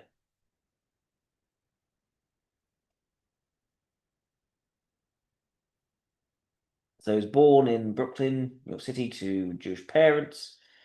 Let me see. His childhood was unremarkable, solid middle class, family observed Jewish traditions, he went bar mitzvah. He graduated from Lafayette High School in Brooklyn at 16. He skipped 2 grades during his public school education, reflecting his mathematical giftedness. There is no credible evidence from reliable sources that he had dyslexia or any learning disability. Why is that even being mentioned? Not sure. He then enrolled at Cooper Union in Manhattan in 1969, pursuing studies in physics and mathematics, but departed without attaining a degree. From 1971 to 1974, he attended New York University Curran Institute of Mathematical Science and took courses in mathematical physiology and advanced topics, leaving without completing a degree or certification. Lacking formal higher education credentials, he began his professional career in 1974 in the Institute of Calculus and Physics at Dalton School, an elite Manhattan preparatory institution serving children and affluent families. His 2-year tenure at Dalton ended in 1976. His educational role reflected initial aspirations tied to his mathematical interests, though his shift to Wall Street investment banking at Bear Stearns shortly thereafter indicated a pivot towards financial opportunities. Okay, that's interesting. So there's clearly an academic side to him, but eventually moving towards actually, I'm just going to make some money. His job teaching adult school nutrition to wealthy parents, who helped me enter finance. Met Alan Ace Greenberg, senior partner at Bear Stearns. He's played financial knowledge that fit his approach of hiring driven people over those with elite backgrounds. He was hired at Bear Stearns, skipping typical Wall Street requirements. It was quite clear he's a mathematically intelligent individual. With no finance experience, he learned quickly, used math skills to handle option trades, create tax-saving swaps. So it's not just the structural analysis either, it's also coming up with solutions. That seems to be a key area in which he was able to render himself distinct. New York Times investigation found early dishonesty, including false resume claims and misuse of expenses, helped him gain initial wealth. He's been listed in SEC records as a limited partner, has bought a multi-million-dollar payout, eBay shares, and control of the major portfolios. All right, Fitness inquiry into trades linked to Seagram's tender offer. He resigned on March the 12th. 3 weeks later, in testimony, he blamed Bear Stearns for mishandling, denied insider trading, and avoided charges. So the client of Bear Stearns until 2008. Interesting. It's already sort of controversial behavior there. He positioned himself as a financial troubleshooter and fixer for ultra-wealthy individuals facing complex financial and fiduciary challenges. This significant relationship was with billionaire Leslie Wexner, founder of L Brands, getting between them 1986 and 1989. Became his primary financial advisor, sweeping power of attorney over his personal fortune, trusts, and philanthropic entities. In his capacity, he functions as a troubleshooter, restructuring inefficient investments, serving as a hatchet man to streamline operations and managing high-value acquisitions. Following his departure from Bear Stearns, he established Intercontinental Assets Group, a consulting firm operated from his New York City apartment. He joined Tiles Financial Corporation as paid consultant at a rate of $25,000 a month. So Hoffenberg close advisor and implementing key operations and structuring securities for towers, yada yada yada. Hoffenberg pleaded guilty to fraud, later alleged that Epstein co-designed the Ponzi scheme's mechanics and leveraged its proceeds potentially as seed capital. This is a guy who's very good at setting up structures in order to benefit himself and take himself ahead in things, and is seemingly charismatic enough to win people's trust, and also able to come across very much as knowing what he's talking about. That's what is suggested from this, and in doing so, actually, to some degree, also betraying that trust in terms of actually making himself wealthy in perhaps a fraudulent manner.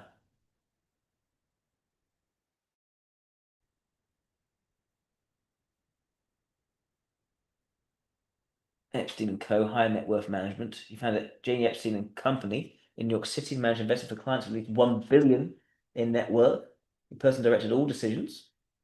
He created custom strategies for assets such as stocks, hedge funds, and private equity. It's also clear he is the one making the decisions in things. This helped serve a small group of wealthy clients through secretive operations. Publication of the firm's strategies and results is limited by client privacy agreements and Epstein's discretion. Leslie Wexner was his main client. A few other clients are publicly known. Right. He then after his conviction, turned to investments in Silicon Valley startups and cryptocurrency firms. He used social connections to engage tech leaders and worked with venture capitalists, entrepreneurs, and the communications experts. Personal life. Now, his wealth peaked at $558.8 million before his 2019 death, including cash, equities, hedge funds, 100 million in properties and vehicles. Trust created 2 days earlier, valued net worth at $577 million. Relations in a circle. Ghislaine Maxwell, British socialite, daughter of the media mogul. Robert Maxwell became Epstein's closest associate. She recruited and groomed underage girls for Epstein's abuse. Counts in the trial led to her conviction of 5 sex trafficking counts. Goodness. She compiled a 248-page scrapbook for his 50th birthday, including personal messages from high-profile figures like politicians and financiers, some with crude references to his lifestyle. Goodness. I think it's also very clear, as well as making a lot of money, there's an aspect of being around very powerful people that he seems to find quite attractive and almost making decisions for them. And also just doing all these sorts of things with girls and bringing people into it that would seem very sort of risky in its nature and clearly and obviously wrong. Yet, of course, still doing it. And bringing more people into it and keeping them all quiet about it. Which suggests, in my view, someone who very much knew about the power of leverage and how to control that as much as power in terms of structuring and finding convenient solutions to help out these very wealthy people financially. Linguist Noam Chomsky said friends of Epstein after his 2008 conviction. They discussed social events, financial tips during his family disputes. Goodness. Emails show him using goyim and goy, which is the usual Hebrew for non-Jews.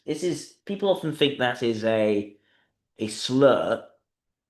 It can certainly be used as a slur, and because it can be used as a slur, it's often therefore interpreted as being a slur, but really it means someone of nations or some other nation. It wasn't intentionally meant as a sort of slur, at least to begin with, but because it takes on that characteristic when used in a negative way, it's basically become a slur now.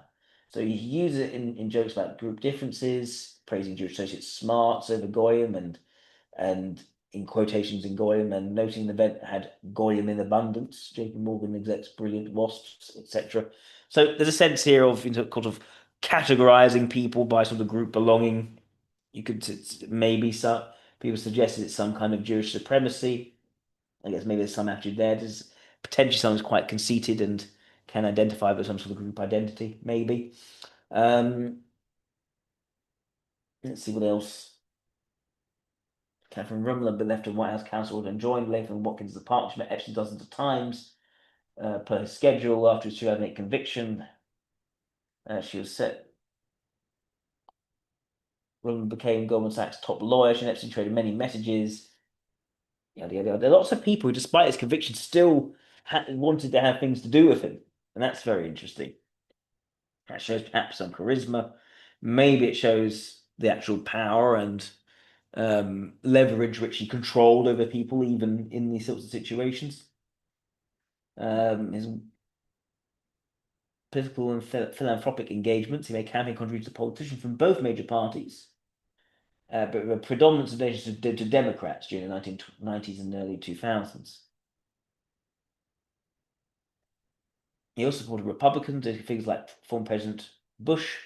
Bob Dole was creating a pattern of bipartisan giving aimed at cultivating influence across the political spectrum.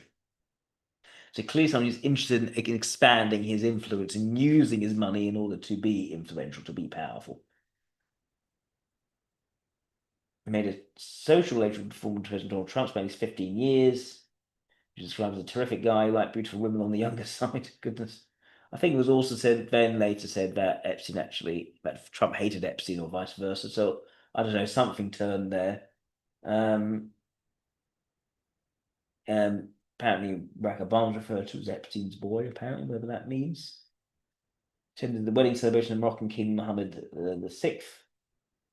He brought Epstein and Maxwell as uninvited guests, traveling on Epstein's private jet, sat with the king at dinner. There's an ongoing theme that he has special treatment. He has the approval of the most powerful people. He is at the center of all these circles. It doesn't strike me that it's just about personal achievement. There's someone who clearly has a great deal of financial competence with an ability to create leverage and utilize that influence in order to expand his influence and also engage in activities which push to every single moral taboo possible, potentially. It's also noticed that a lot of his friendships seem to be with other sort of beta figures, whether that is well, who was Prince Andrew now, Andrew Mountbatten Windsor, whether it's Lord Mandelson, I think it's an II, whether that's Donald Trump at the time. But of course, before they actually seem to have fallen out. I'm inclined to think he's very likely to be a beta. I don't think he's an LSI. I'd struggle to think of him as being an II, to be honest. I don't think EI makes as much sense, perhaps, as SLE at this point, but I'm not sure yet.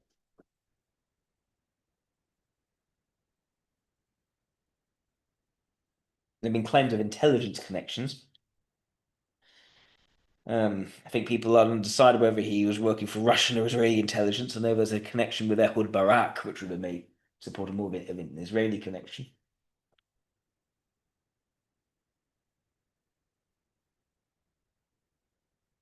Or even work for the CIA, which there is also some evidence of sort of CIA packaging in some emails. Let's see.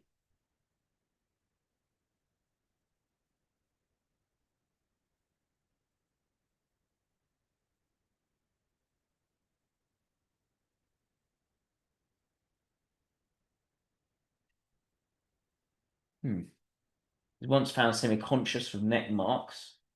And was under constant monitoring. He said that he would commit suicide because he was Jewish and was against his religion to do so.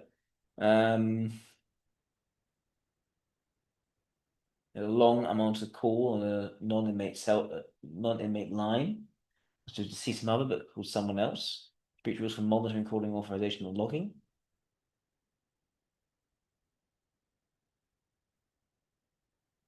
Suicide was blamed on numerous and serious failings in staff negligence, misconduct, and policy violations, when evidence of criminality or foul play behind these lapses. There's a culture of indifference from staffing shortages where guards took overtime, favored personal activities.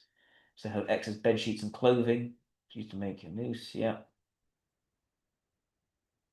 Sent a message via his lawyer to author Michael Wolff, still hanging around in response to a well-being inquiry. Goodness. Right.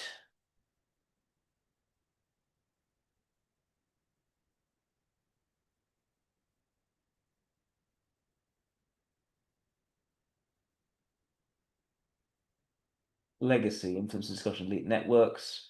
Is documented ties to elitism of finance, politics, science, and academia. I've done debates on secrecy and corruption in elite circles. It's all very clandestine. That's also the point. It's keeping a sense of secrecy without people really knowing what's going on. Again, it adds this idea of an elite experience. In fact, they had this sort of island where you'd attract people who are very wealthy to that island. That also makes sense, I think, towards Beta. It's about living a sort of lifestyle that is so rarefied, so elite, so powerful that you can basically do whatever you want because you're above any kind of moral accountability, which, in my view, leads to a particularly psychopathic version of Beta. Let's watch a documentary to see what can be said about Jeffrey Epstein. That might be interesting.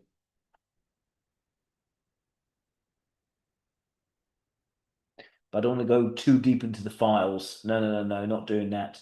No, not the files. I'm not going to get into discussion about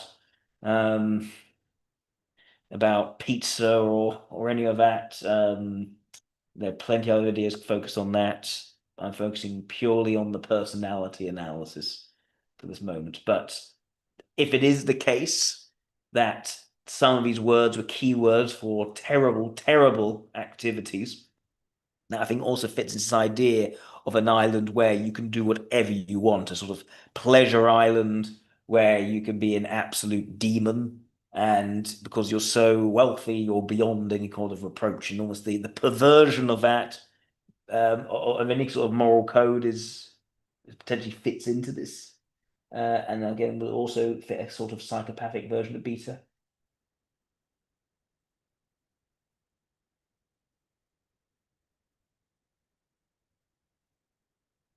Epstein, was he murdered? Mental health and personality. Okay, let's watch this one.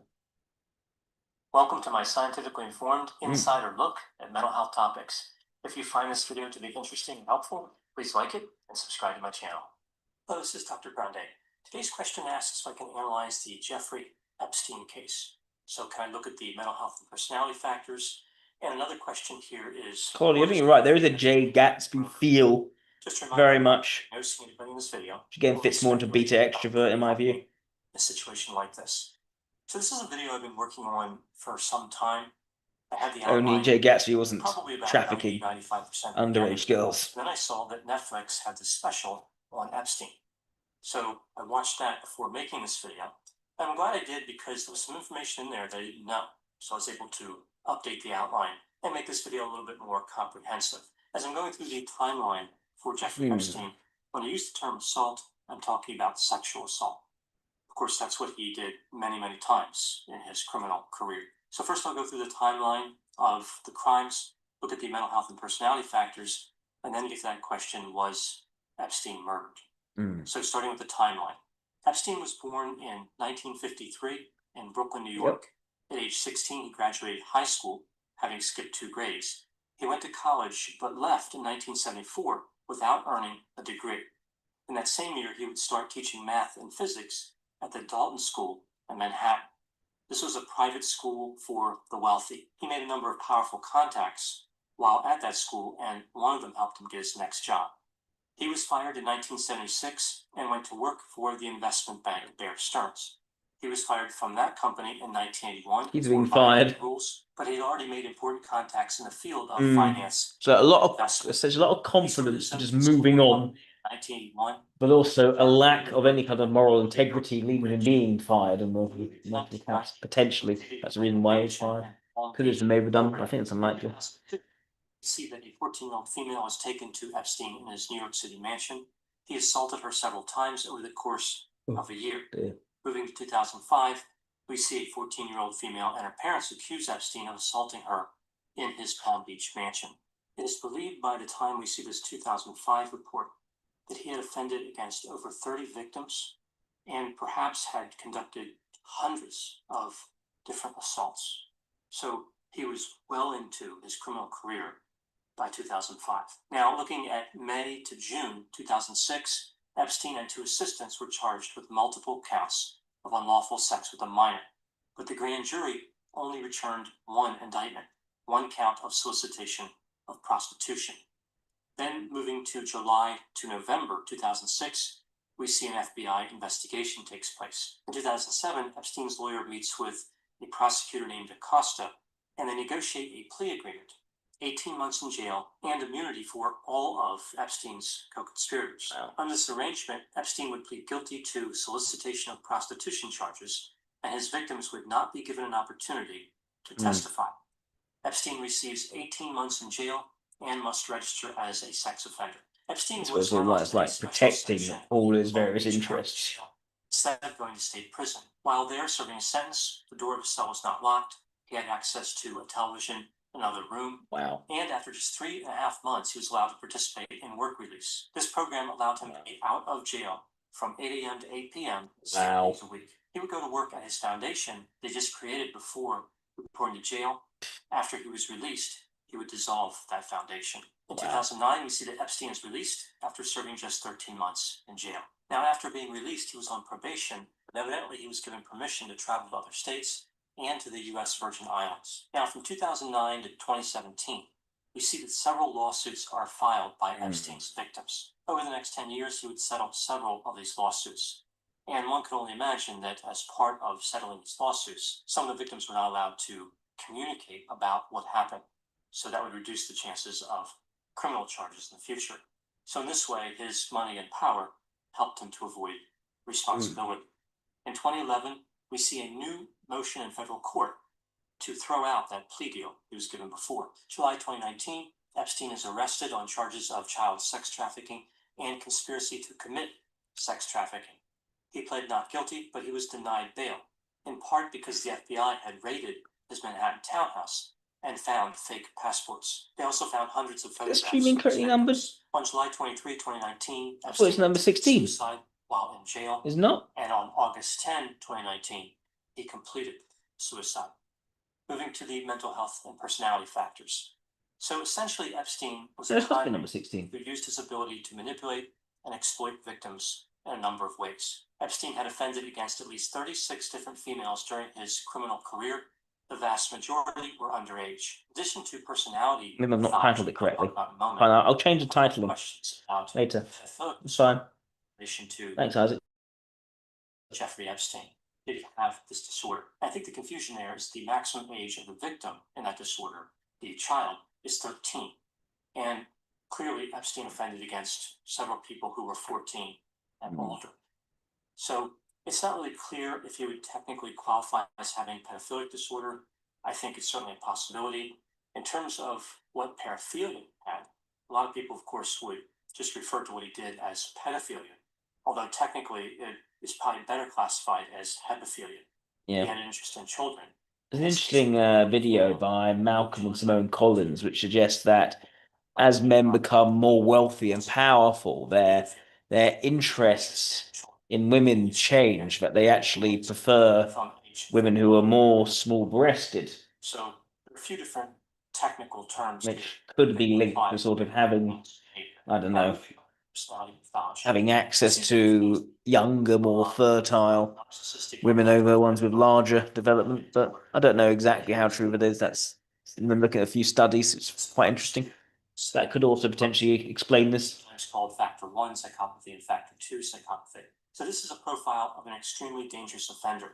Somebody who has superficial charm, shallow affect, and a lack of empathy, but who is not necessarily impulsive or irresponsible outside of the criminal acts.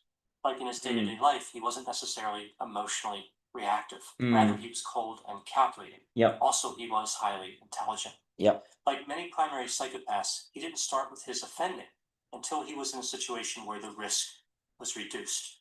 So, for the most part, he waited until he had money and power that could protect him. Primary psychopaths make a calculation, risk versus reward, unlike secondary psychopaths. Yep. Now, looking at narcissistic personality disorder, there is evidence supporting all 9 of the symptoms. Yep. But 2 really stand out here. Fantasies of power and success and wealth. Not only did he have those fantasies, but he was able to realize many of them. And manipulation. He manipulated just about everybody he came in contact with. Victims, co-conspirators, employers, and that prosecutor who gave him an incredibly favorable plea deal. So what we really see here is a grandiose narcissist with communal qualities.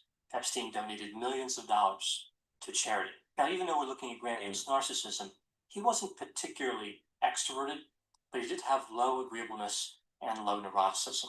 Yep. So he's not the typical grandiose narcissist, but I think his behavior aligns with that construct better than something like vulnerable narcissism. Yeah. Now, with There's much sign of vulnerability with him. Like many primary psychopaths, his behavior seemed to align with enough of the criteria for the disorder. For example, breaking the law, lying, and a lack of remorse. Yep. But not enough to represent a classic case. And there's a mystery around the presence of conduct disorder symptoms before the age of 15. That's required for antisocial personality disorder. I'm not aware of any evidence that he meets that criterion. Now, Epstein was arrogant in a way that made it seem like he really enjoyed getting away with crimes. Yeah. While letting other people know that he was getting away with them. Mm-hmm. He wanted others to know he had true power. He didn't have to hide from people or be afraid of people. Now, of course, he did hide certain activities, but in other ways we see he was actually fairly obvious. Like keeping explicit photos on the wall. It doesn't strike me as actually particularly subtle. And bragging about how he had dirt on powerful people, suggesting that he would never be punished. Yeah, it's about the power and the influence, the go after yourself money. And not the type of person who would commit a crime. Yeah. Epstein did this initially. He did pretend to be a good and helpful. To hide in plain sight and be able to do so. Charm of shallow affect. He was really about dominating people. Yes. To control witnesses and victims. Yep. And to a large extent, he successfully did that. He made people around him dependent on his resources, like when he would pay to send his victims to school. Some people. This is, I think, very consistent with a psychopathic SLE. He also wanted what he could provide. He made a difficult choice. He offered something of value, in a sense, to keep victims quiet. Many of his employees were afraid to accuse him because he could make them suffer. So he, again, leveraged power over people in many different ways. And that seems to be his key talents were in financial solution finding and an innate understanding of leverage and how to use it. And I think the creation of domination and leverage is the key driving thing for him. Epstein's case really answers that question. He perpetrated horrible crimes against scores of victims and would have offended more if he was not arrested. Another angle to consider in this case, I've talked many times about conspiracy theories on my channel and how the vast majority of them are not true. But in the case of Epstein, he illustrates one of those circumstances that can lead to a conspiracy that is maintained over a long period of time. One person with enough power, who has access to people who are going to become co-conspirators, can perpetrate a large-scale criminal enterprise with immunity. Again, at least for a period of time. Just like wouldn't mind typing Ghislaine Maxwell one day. That'll be interesting as well. Tame co-conspirators. He essentially built his own conspiracy from the ground up. So this isn't really about equals deciding to conspire. This is about one powerful person taking control of other people. No one's going to be the equal of Jeffrey Epstein. That's the idea. They probably would not have done that without Epstein. Yeah. He really brought it all together. He understood how the personalities work together, how to keep people quiet, how to keep people productive. So he really orchestrated this enterprise that could keep him safe. Now moving to the last question, was Epstein murdered? Now this is highly controversial. One poll indicated that 45% of Americans believe Epstein was murdered. They believe he did not commit suicide. And this kind of points back to the idea that there was some type of conspiracy. So first I'll look at the evidence for the murder theory and against it. Right, that's not relevant to Jeffrey Epstein's personality. So let's look at an interview with Jeffrey Epstein.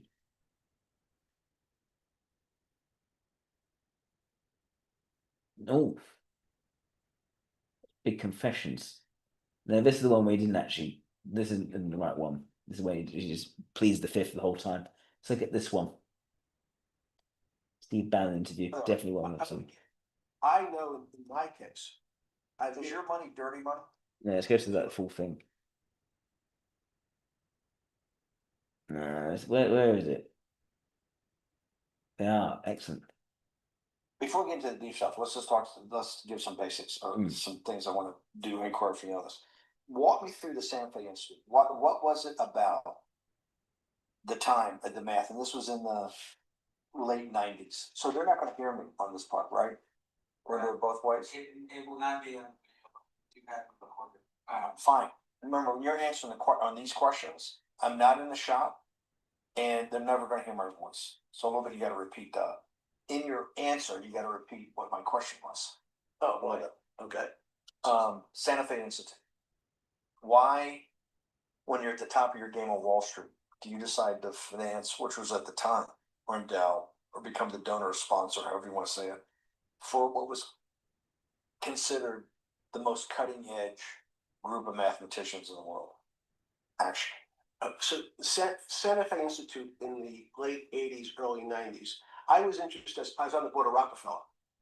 So that starts, Rockefeller University, formed by John D. Rockefeller to give back to the community, east side of Manhattan, except it was old. It was sort of old fashioned. They were talking about medicine, and medicine by itself was again subject to the ideas of science. They were trying to use science to find cures for disease. And I said, no, we need to do something different. We need to start interdisciplinary work.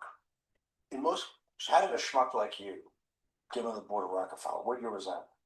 I don't remember. I think 89 or 91. So that's one of the most prestigious research places in the world, correct? Yes. Okay. How did a guy like Always prestigious. Right. A blue blood, internationally known, hard research, Nobel Prize winners all over the place. How do they pick a guy like you, a trader from, or basically some guy from Bear Stearns? Good question. So I was asked to be on the board of Rockefeller, and I think I was on the board of Rockefeller. There was a money manager who said Rockefeller needs someone with financial expertise because the university is growing and there's lots of new things. You have to, again, we go back to the original discussion of last time. Up until the mid 80s or sort of mid 70s, the most important thing was your name. If you were Rockefeller, you already were considered to be brilliant. If you were head of General Motors, it was your reputation. It was who you knew, who your family was, what was your character. And then in the mid 70s, basically, if you remember, you probably had a calculator. It was very advanced in those days to have a Texas Instrument calculator, where it could, by putting in the numbers, it would multiply for you to do square roots. And that was the first thing. Everyone who had a calculator was already advanced on Wall Street. A simple, almost like your account. The most important parts of business were really now going to calculations. So it's not only mathematics, but it's things that could be calculated. Reputation couldn't be calculated. I could give you, are you a 10 on a reputation scale, an 8? What does it mean to have a measurement of your reputation? We'll get to that later. But places like Rockefeller needed someone to say, look, we're entering a different world where numbers and the numbers of companies, portfolio management was going to be balanced. It was going to be statistical. Jeffrey, could you come on the board? Potentially sit on the finance committee. It's funny. It's always like he's talking about demonstrative extroverted logic and mobilizing extroverted ethics. I got along very well. He was this unbelievable human being. Respectful to everyone. He introduced his driver as his colleague, not his driver. He would never say, this is my driver. He said, it's my colleague. And David started to explain to me world politics. So David would say, Jeffrey, money is going to be sort of the most important things. People don't understand money. You seem to have this knack for money. I said to David, tell me about your life. What was the worst and the best part of your life? So David said, when I grew up, everyone knew I was a Rockefeller. They didn't know that my father told me he would not leave me a dime. No money. But every time we went out to eat, me and my 5 friends in school, they would leave me the bill. They would expect me to pick up the check because I was a Rockefeller. And he said, I was chairman of Chase Bank. And he said, I remember like it was yesterday, one of the headlines in Time magazine said, David, please fire yourself. So he thought that there was a world that existed that would be a combination of both politics and business and leadership. What do I mean? He formed something called the Trilateral Commission. The Trilateral Commission is some spooky stuff. People said it was some of the people that the Illuminati, there's some mystery about it, people that ran the world. It was politicians, but David said most countries, the politicians get elected for 4 years or 8 years, separate from the royal families in England or in the Middle East. Someone's there for 4 years and then they're not there anymore. The most important people to have stability, consistency, would be businessmen. So he formed this Trilateral Commission of businessmen Which is how and politicians from 3 cut his teeth in the business aspect, the financial aspect, and what he wanted to do is to aim into sort of political influence Trilateral Commission. and that reputation, that prestige. So 32 years old. Yeah. So great. And he said, well, you have to fill out this application so they have your bio. And I looked at the list of people, and it was Bill Clinton, former president of the United States, Paul Volcker, every great leader in America, the Asians, the Japanese, and with a very long description of their history. And they asked me to fill in what I would like to have written. And I wrote Jeffrey Epstein, comma, just a good kid. Which I thought was funny, nobody else did. So answering your question, at that time I recognized around the world that monies and currencies were not really well understood. But again, it was only numbers. So numbers, and I'll get to the fact that it was bad thinking. It's quite clear he's comfortable in the logical area of things. Most people, do you find most leaders financially illiterate, economically illiterate? Most political leaders don't come out of a background of finance. Most political leaders come out of a background of being popular. So in some of the countries, in some of the African countries, for example, they might have been a military person. They were a general. In some of the African countries, they might have been a disc jockey. Or in our country, they would have been an actor. The knowledge of money they don't have expertise, they have no degrees in finance. They really, and this is one of the major problems. Their expertise, if they have any financial knowledge, is relatively dry in its communication. Or bank account and filling in their own taxes. So many It clearly influenced, attracted. Make fundamental errors when it comes to money on a country or I'm thinking necessarily. I don't see what else. I don't think EIE. If you, Mr. But I think he definitely has extroverted beta characteristics. Assets increased last year. You'd say that sounds pretty good. And I said, what does that mean to you? And say, well, I have more money. I guess I'm wealthier. And say yes. And if your debt increased, would you feel wealthier or poorer? You say, well, I don't want to have increased. And then also that ability to create systems and structures as well as the factual problem solving. So understand, when their assets go up, they feel better. However, institutions like banks, things that people don't really understand, are financial underpinnings of banks. Let's go with this one. This is when he's in trouble. Isn't it true that you kept a calendar or schedule? Okay, check. One going to video recording 105. Mr. Epstein. If you just answer that question. Sexually attracted to underage minor female. Objection, harassing, argumentative. Oh, Are you kidding? No, I mean, I don't feel like I'm divulging any secrets here, right? Strike. That question. I'd like to answer that question as well. I'll get all the other questions today. However, I have to follow my attorney's advice. They have told me that I must invoke my Fifth, Sixth, and 14th Amendment right to not answer those questions today or any questions relevant to this lawsuit. What was the name of any of the underage minors that were the subject of the criminal charges to which he pled guilty?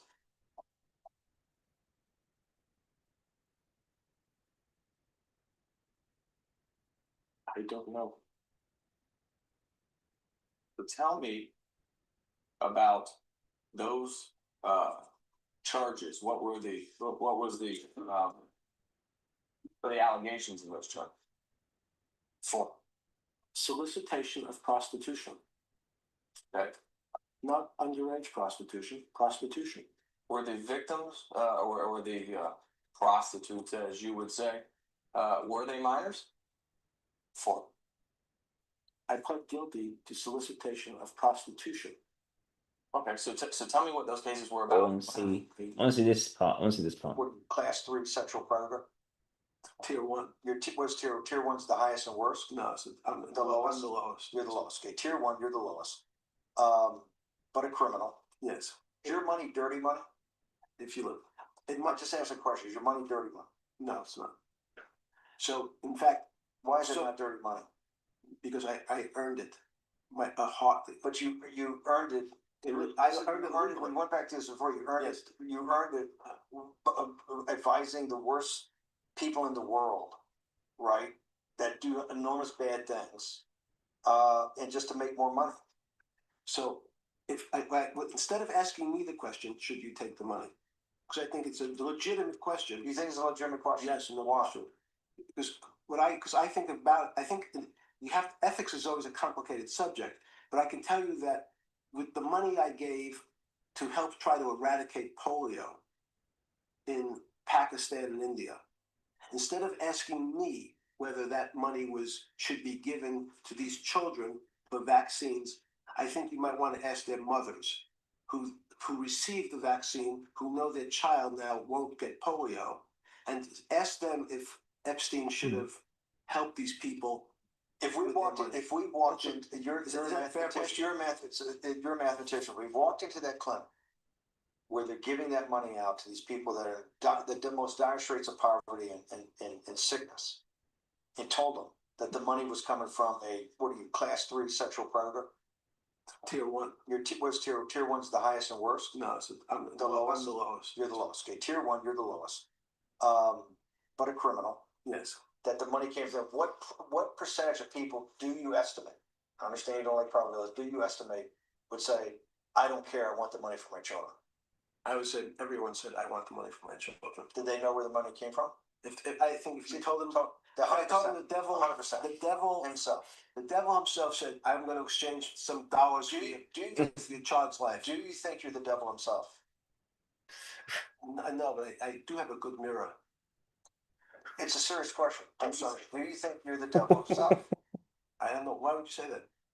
Because you have all the attributes. You're incredibly smart. And remember, the devil is somebody who knows Smart? the devil's brilliant.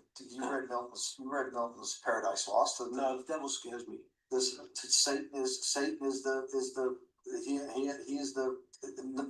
is at the number 1 or 2 archangel, and the reason he goes to hell and leads the rebellion is because he can't be the top guy.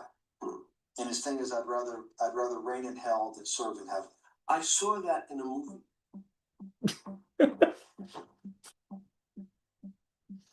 Oh, wow. Yeah, I think it's a leave for him.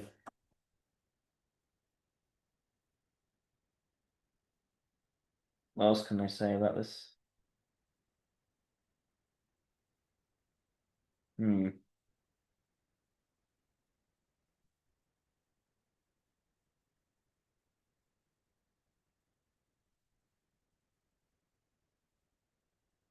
think there was an interesting documentary came out about an hour ago, actually.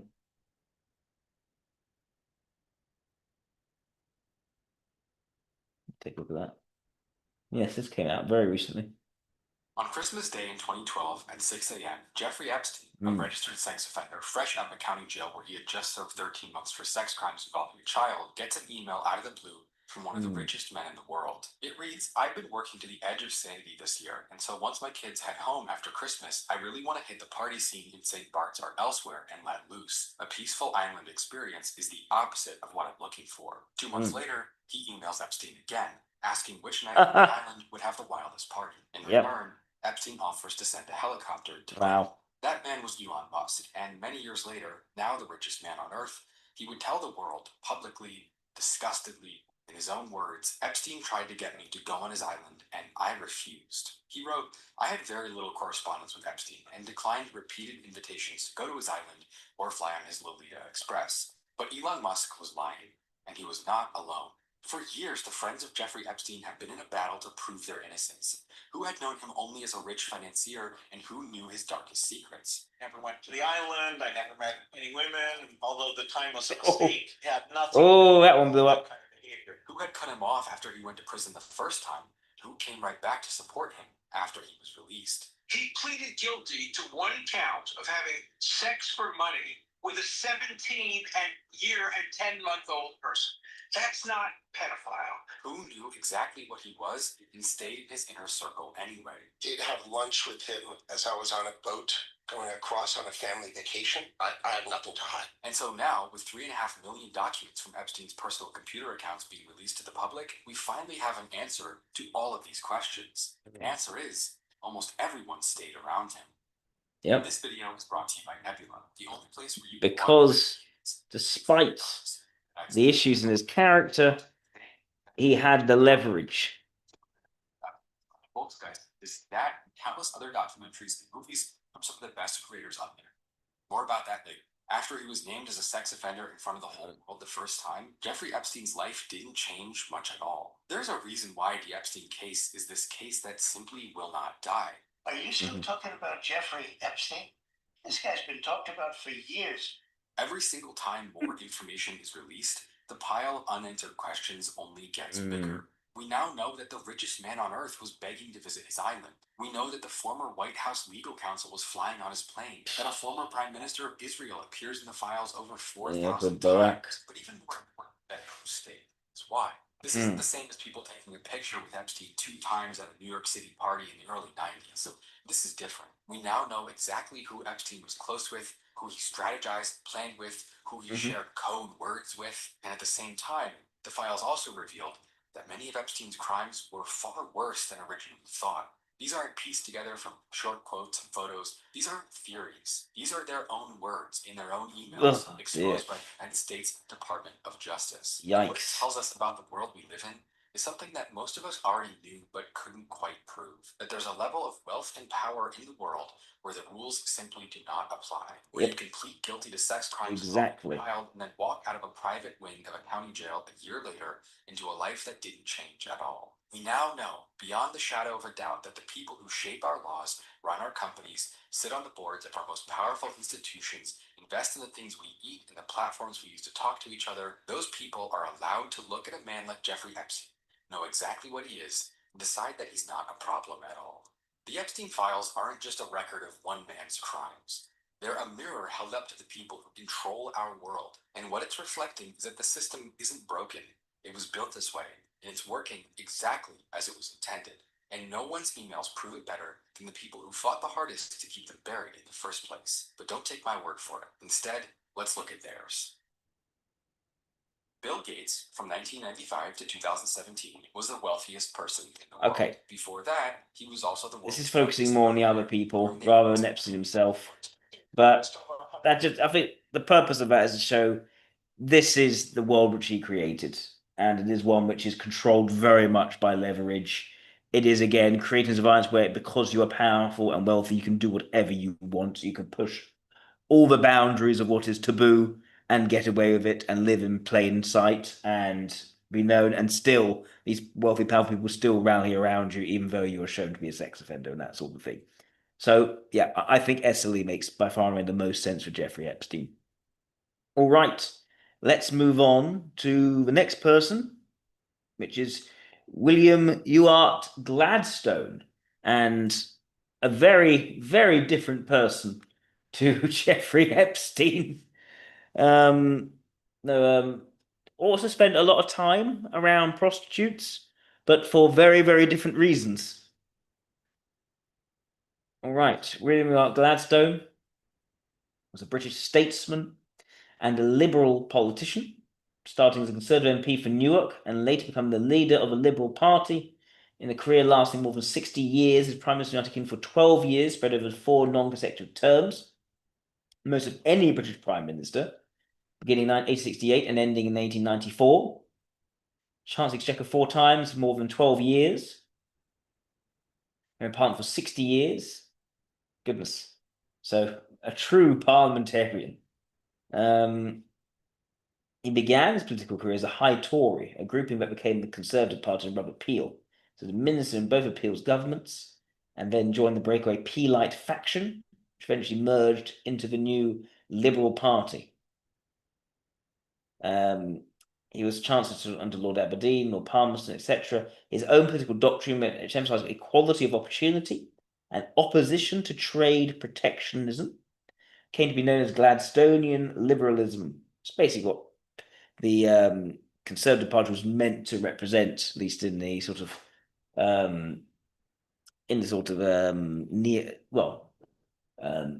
sort of liberal years of the Conservatives. There's equality of opportunity and opposition to trade protectionism. So anti-tariffs, you could say.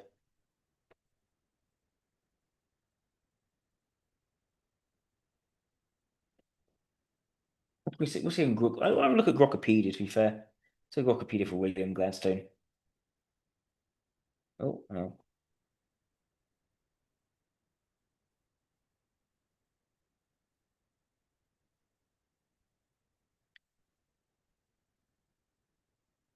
Born to a wealthy merchant family with ties to the slave trade.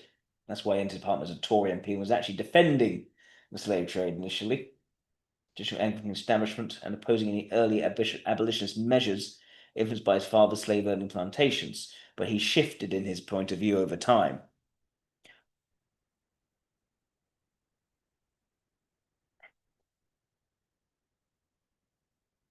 His family wealth derived primarily from transatlantic commerce. Let's see what else.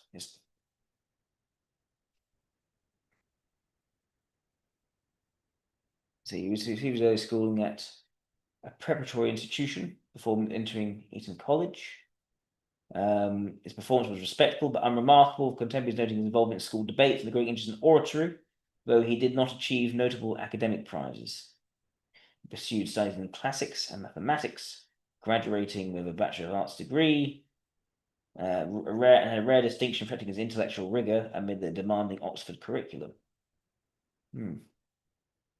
Their intellectual development deepened through engagement with classical texts, theological inquiry, shaped his family's evangelical Presbyterian roots and his university's high church influences. He maintained a disciplined routine, including regular church attendance and Bible study, while immersing himself in patristic writings and Homeric scholarship, which informed his views on religion and ethics. This was a time when people were a lot better educated than they are now, in terms of the classics, in terms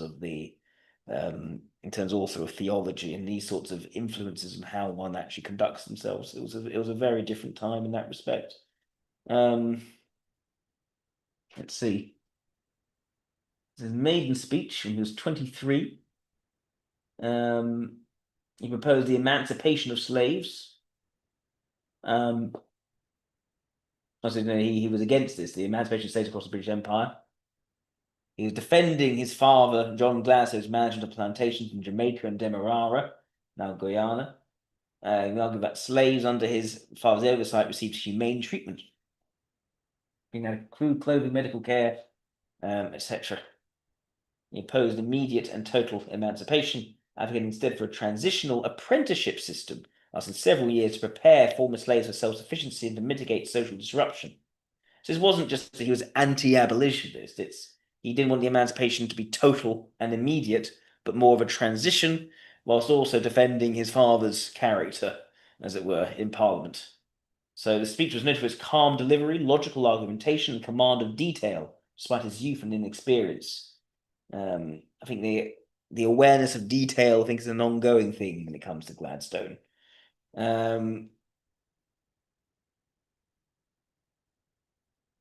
So yes, he's had an alignment with traditional Tory aristocratic interests in opposition to the Whig Reform Act, which he critiqued Oxford as undermining the Constitution's balance. His early parliamentary interventions emphasised high Tory principles, that sort of established hierarchies, property rights, and the gradualist approach to social change rooted in paternalistic governance. But not total opposition to that gradual change, it should be said.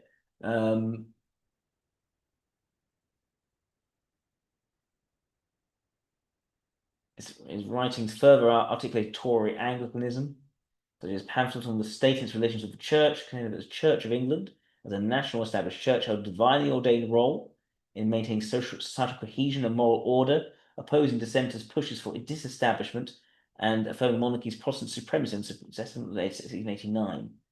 He supported protectionist policies at the time, favouring agricultural interests, viewing free trade experiments as threats to the landed gentry's stability, and resisted further electoral expansions that might erode the influence of traditional elites.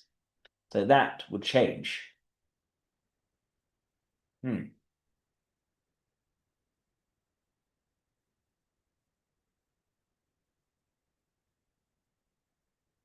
there's the repeal of the Corn Laws, which had imposed sliding scale duties on imported grain. Having resigned from the Board of Trade earlier that year in protest against the Maryneath Grant, he rejoined Peel's cabinet as Secretary of State for War and the Colonies. He returned to office and vacated his parliamentary seat for Newark-upon-Trent, a pocket borough controlled by his family's patron, the Duke of Newcastle, and he actively defended Peel's free trade shift during the ensuing debates. Peel recalled Parliament's special session, framing it as a moral imperative amid famine relief needs and economic stagnation. Gladstone aligned with Peel, arguing that protectionism exacerbated distress without preserving agricultural prosperity long term. They had previously favoured gradual tariff reductions rather than outright abolition. There you see that sort of change his point of view. The triumph proved Pyrrhic for Peel's government. Chase immediately defeated the accompanying Irish Coercion Bill, prompting Peel's resignation. Gladstone steadfastly Peelite faced repercussions from the split. The Duke of Newcastle, a staunch protectionist, withdrew patronage, leading Gladstone to forego contesting Newark in the general election. So back when patronage was very, very important, actually being elected, it was different to how it is today. Now it's a different sort of patronage, the patronage of the party, of course. He secured election for the University of Oxford after 2 failed attempts, marking a transition from Tory roots towards broader liberal alignment while maintaining Peelite independence until Peel's death. Schism marginalised Peelites electorally, but elevated their influence in subsequent elections. There's a great deal of loyalty to Peel there, I think. First, we're moving from a loyalty to his father to then a loyalty to Robert Peel, it appears. Following Robert Peel's defeat, he resigned his position as Colonial Secretary and Chancellor of the Exchequer, aligning himself with a small Peelite faction, rather than rejoining the protectionist Conservatives. This period of opposition allowed him extensive time on the backbench of personal reflection, documenting his detailed diaries, recorded over 1,500 books read between 1840 and 1850, including theological and classical texts that shaped his evolving worldview. And grappled with the schism's implications, viewing free trade, advocacy as a moral imperative rooted in economic justice rather than expediency. Though he lamented the erosion of party cohesion and the Conservatives descent into factionalism under Lord George Bentinck.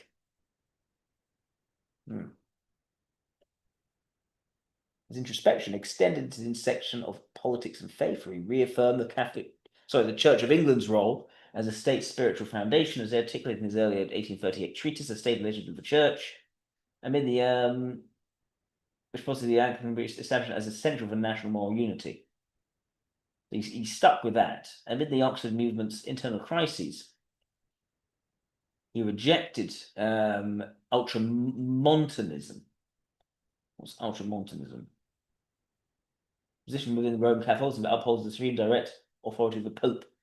No, so of course he rejected that. He maintained his high church Anglicanism while critiquing perceived excesses, Trinitarian ritualism.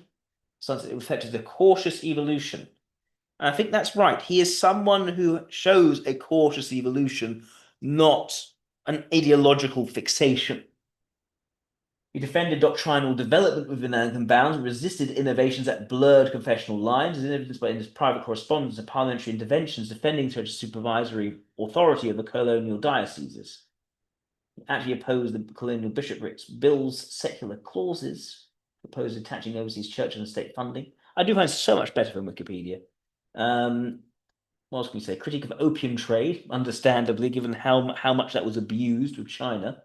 In the years following his resignation, Peel's government, as a backbench Peel, continued to voice principled opposition to British policy sustaining the opium trade with China, viewing them as a moral failing that prioritised commercial gain over ethical imperatives and national honour.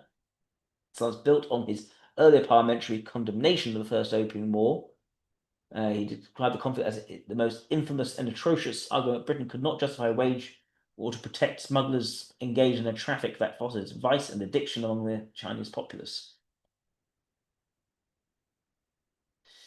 His critiques underscore a tension between an economic realpolitik, where opium funded up to 20% of India's administrative costs, and moral realism, rejecting justifications that demand drove the trade as insufficient to absolve Britain of responsibility for institutionalizing and defending it through military means. The government's fall, Second Opium War, proceeded under subsequent administrations. It Gladstone's interventions highlighted persistent domestic unease of policies backed by empirical measures fueled China's internal decay without commensurate benefits, rich welfare beyond short-term trade balances. Yes. Again, Chancellor Checker again. His innovation reflects his advocacy for free trade as a mechanism to enhance economic efficiency and individual prosperity. Arguing that reduced taxation allow capital to fructify in the pockets of the people rather than being absorbed by government expenditure. So what caused him to change his mind on this? I guess it's through the Peel years, of course. The Corn Laws have been perhaps the first example of this. And yet, this budget faced vehement opposition from Benjamin Disraeli. He decried the tariff cuts as undermining domestic industry that passed amid the coalition's fragile majority.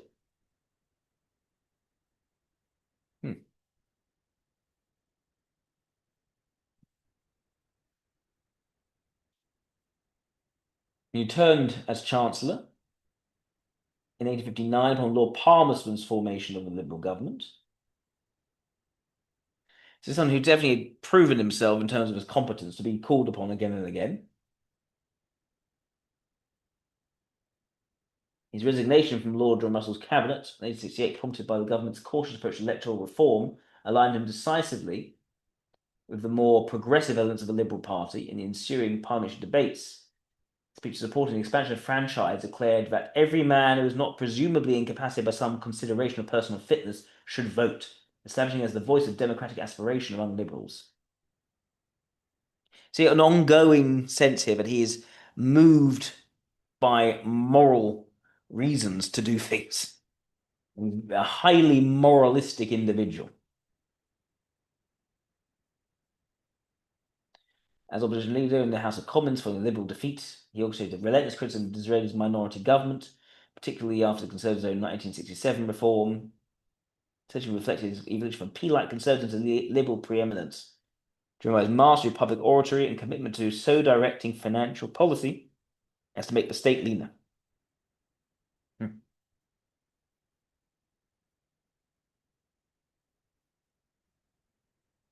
There's a lot to look at here.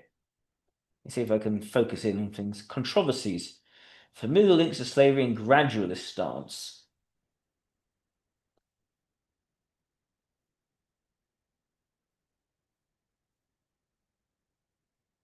So he supported the government's slavery abolition bill, which freed children under 6 immediately, and was a 6 to 12-year apprenticeship period for others, and distributed compensation, but critiqued radical abolitionists for prioritizing speed over preparation.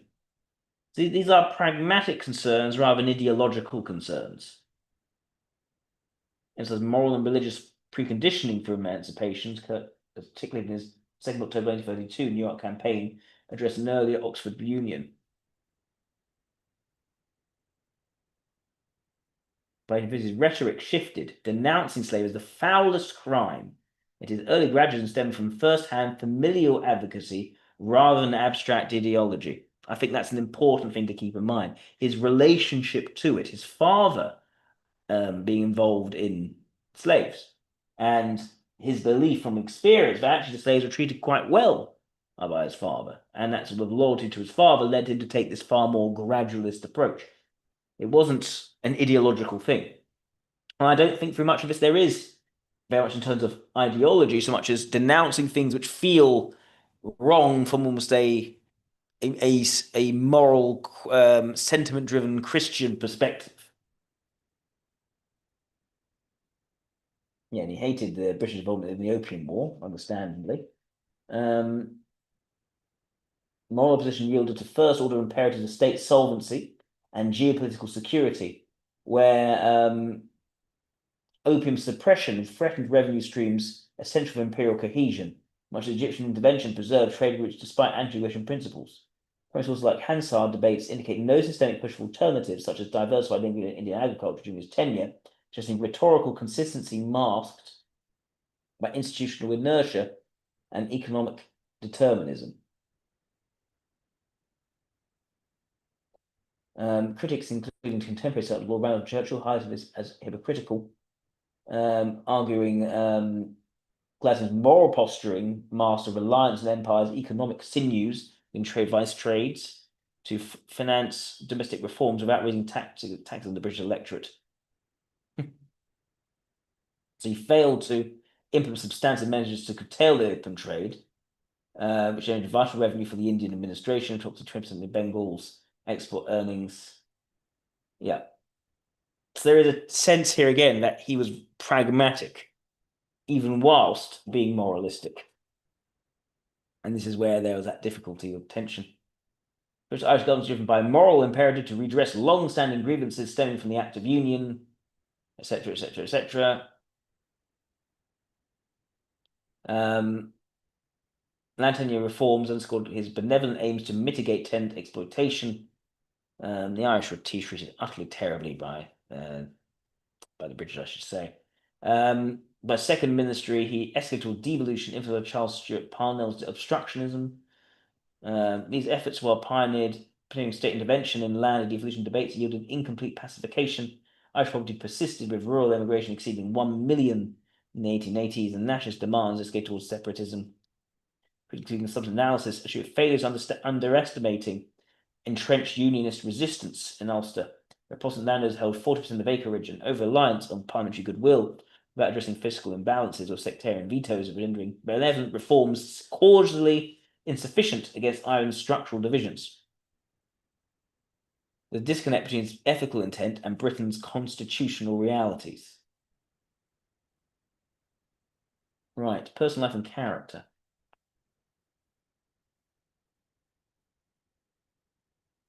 He had 8 children, 4 sons and 4 daughters, several of whom pursued public or ecclesiastical roles reflecting their father's influence. His piety and private philanthropy. He was baptized in Church of England as a youth, cultivated deep personal piety rooted in high Anglicanism, bending with evangelical fervor, viewing Christian faith as the bedrock of his moral and political life.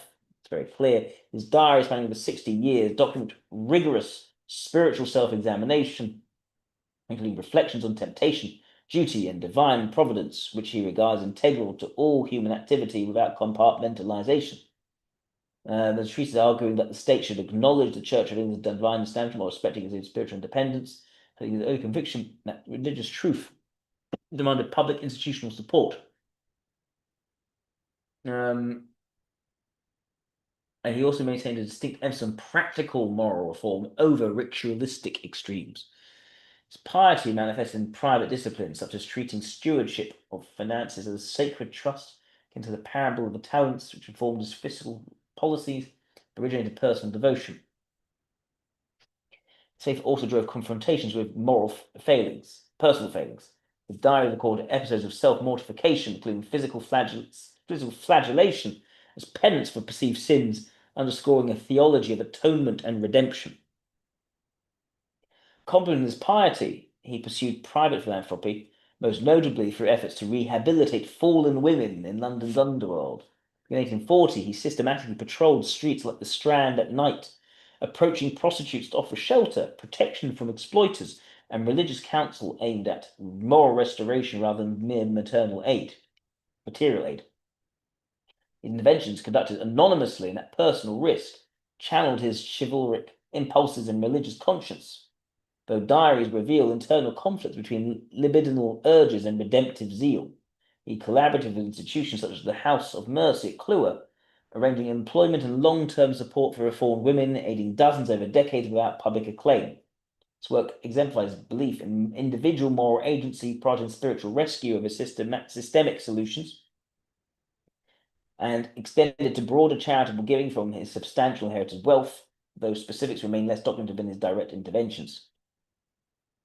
So again, deeply morally driven in terms of things, and it's not principle-oriented either. It's not structural. He's quite anti-structural. It's far more idiosyncratic and sentiment-driven, and very turned as much on himself and his own failings as it is towards his attitude towards others.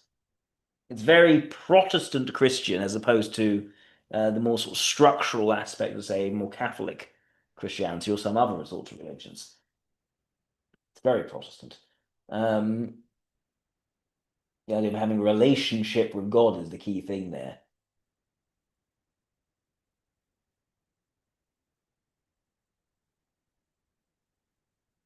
Let's see what else. Rivalry of Disraeli and political legacy. The rivalry dominated British politics, led by sharp ideological clashes of free trade, parliamentary reform, foreign policy. Their personal animosity intensified after Gladstone's 1852 critique of Disraeli's budget as Chancellor of Exchequer under Lord Derby, which contributed to the government's defeat and highlighted Gladstone's commitment to fiscal orthodoxy against Disraeli's perceived opportunism. Disraeli famously derided Gladstone as a sophist inebriated with the exuberance of his own verbosity, while Gladstone viewed Disraeli as an unprincipled adventurer lacking moral depth, reflecting their contrasting styles. Moralistic oratory versus Disraeli's witty pragmatism. Key confrontations unfolded during alternating premierships. His first ministry enacted domestic reforms like the establishment of the Irish Church. What else can we say? Historians credit Gladstone with shifting liberalism toward ethical interventionism in foreign affairs, which was the 1876 Bulgarian horrors campaign against Ottoman atrocities, which mobilized public opinion against imperial overreach. Though critics note inconsistencies in his early support for coercive policies, his legacy influenced subsequent reforms, including welfare state precursors, but also hides the risk of party schism with principle. To 1971, the entrenched division persisting into the 20th century. His moral governance and economic prudence shaped modern British liberalism, prioritizing empirical fiscal outcomes over expansive state intervention. Modern reassessments, they continue to view him as a towering figure in Victorian liberalism, emphasizing his 4 premierships, commitment to free trade, and expansion to electorate through reforms, a representation of the people electorate to enfranchise over 2 million additional voters.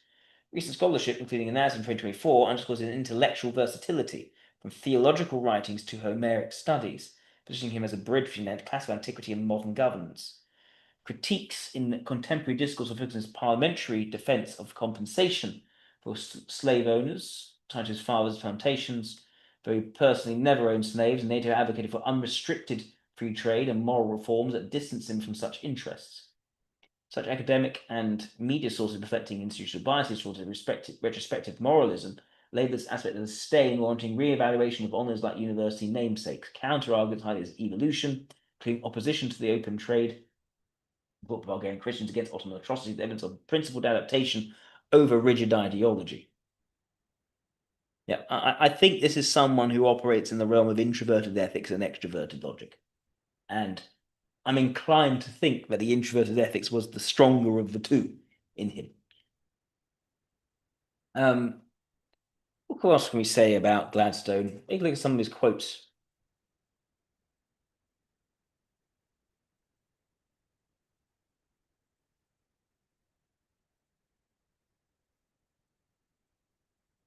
Yes, I'm in my conservatory because we have a house guest staying in my office.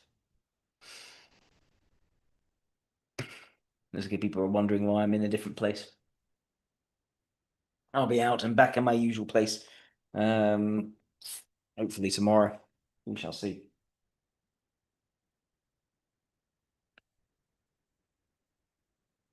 So, Papers quotes, nothing but is morally wrong to be politically right, justice delayed is justice denied, all world over are back the masses against the classes. There is distrust of the people tempered by prudence. Conservatism is distrust of the people tempered by fear. One example is worth 1,000 arguments. That's a very extroverted logic.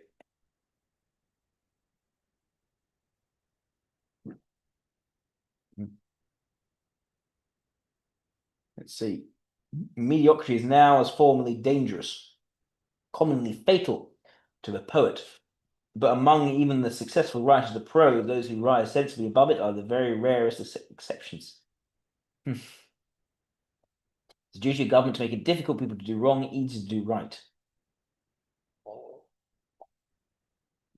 The disease of an evil conscience is beyond the practice of all the physicians of all the countries in the world. The wood, not a will. We are bound to lose Ireland in consequence of years of cruelty, stupidity, and misgovernment, and I would rather lose her as a friend than as a foe. Men are apt to mistake the strength of their feeling for the friend for the strength of their argument. The heated mind resents the chill touch and relentless scrutiny of logic. He comes across as a deeply passionate man as well. He doesn't seem detached in the slightest. If you're cold, tea will warm you. If you're too heated, it will cool you. If you're depressed, it will cheer you. If you're excited, it will calm you. Books are a delightful society. If you go into a room and find it full of books, even without taking them from the shelves, they seem to speak to you, to bid you welcome. Look forward to the time when the power of love will replace the love of power. Then will our world know the blessings of peace. It's interesting. When he talks about books, it's almost like a companion. There's almost an animating quality.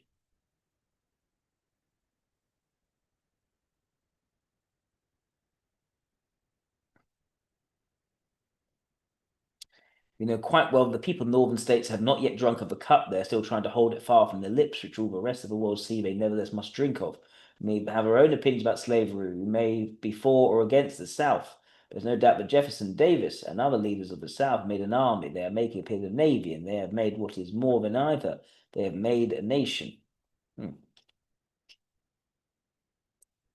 If you weren't such a great man, you'd be a terrible boy. I was brought up to hate and fear liberty. I came to love it. That is the secret of my whole career. And that's his evolution from conservatism to liberalism.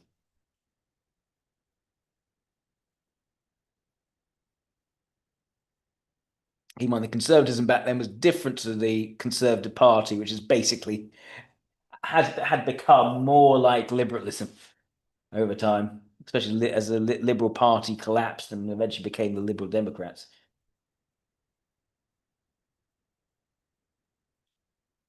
The binding of a book is the dress with which it walks out into the world. The paper, type, and ink are the body in which its soul is domiciled. These three, soul, body, and habiliment, are a triad which ought to be adjusted to one another by laws of harmony and good sense. Right.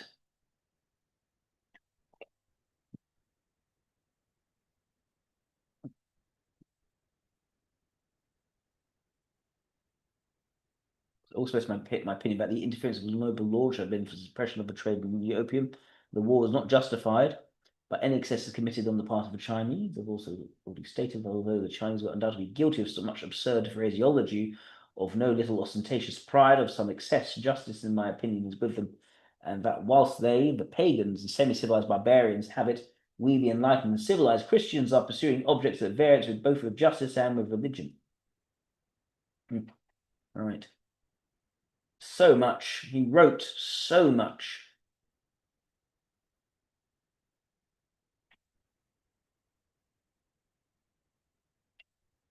But no Tories, I'm afraid he would invent them. As they said about him. Welcome, I think no man, strong claim upon my sympathy. Gladstone came, although I was twisted by weak-kneed liberals and Tories that you never conceived a franchise. My faith in his honesty, his sense of justice to the people, and his love for the people was not in the slightest degree shaken by these jeers. I was perfectly certain he'd enfranchised my class, taking off his covering term value to the bust of this great statesman, like say, fearless and contradictory, lives in the affections of thousands of men and tens of thousands. Yada, yada, yada, yada, yada. Okay. He has, and it is one of the springs of great power, a real faith in the higher parts of human nature. He believes with all his heart and soul and strength, for there is such a thing as truth. He has the soul of a martyr, the intellect of an advocate. Who equals him in knowledge of all political questions, who equals him in earnestness, who equals him in eloquence, who equals him in courage and fidelity to his convictions. So on the face of Gladstone, a blending of opposite qualities. There was the peace and gentleness of the lamb with the strength and determination of the lion. Deep earnestness was expressed in all his features. He began his speech in a tone conciliatory and persuasive. His argument against the bill was based upon statistics, which he handled with marvellous facility. He showed that the number of crimes in the island for which the force bill was claimed as a remedy by the government was not greater than the great class of crimes in England.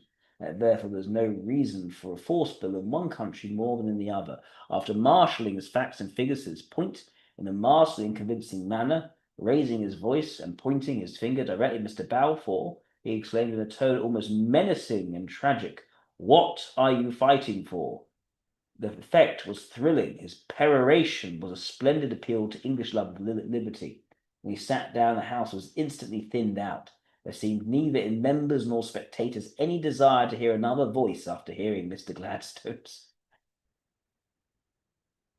And I think this is an incredibly disciplined individual, someone who held himself to very clear standards of what he was about to do. He spoke very honestly, very sincerely, but also very eloquently, and could handle the facts and the figures and the detail, especially basically the detail of the argument. And in doing so was actually very convincing. And there was a mixture of calm and poise, yet intensity and assertiveness in equal measure, which lead me to suggest that maybe the introverted sensation is a strength, but the extroverted sensation is also very much present.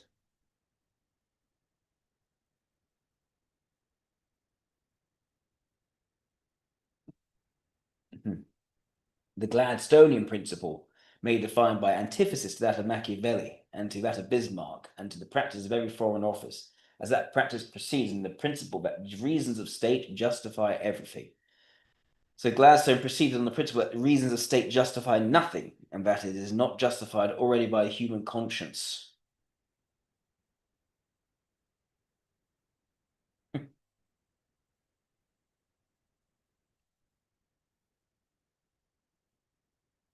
He was entirely different than any politician I have known.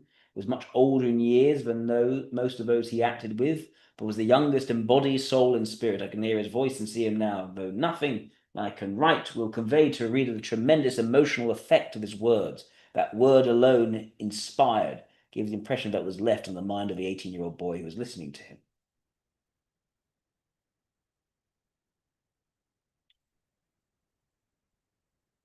An interesting remark by David Lloyd George.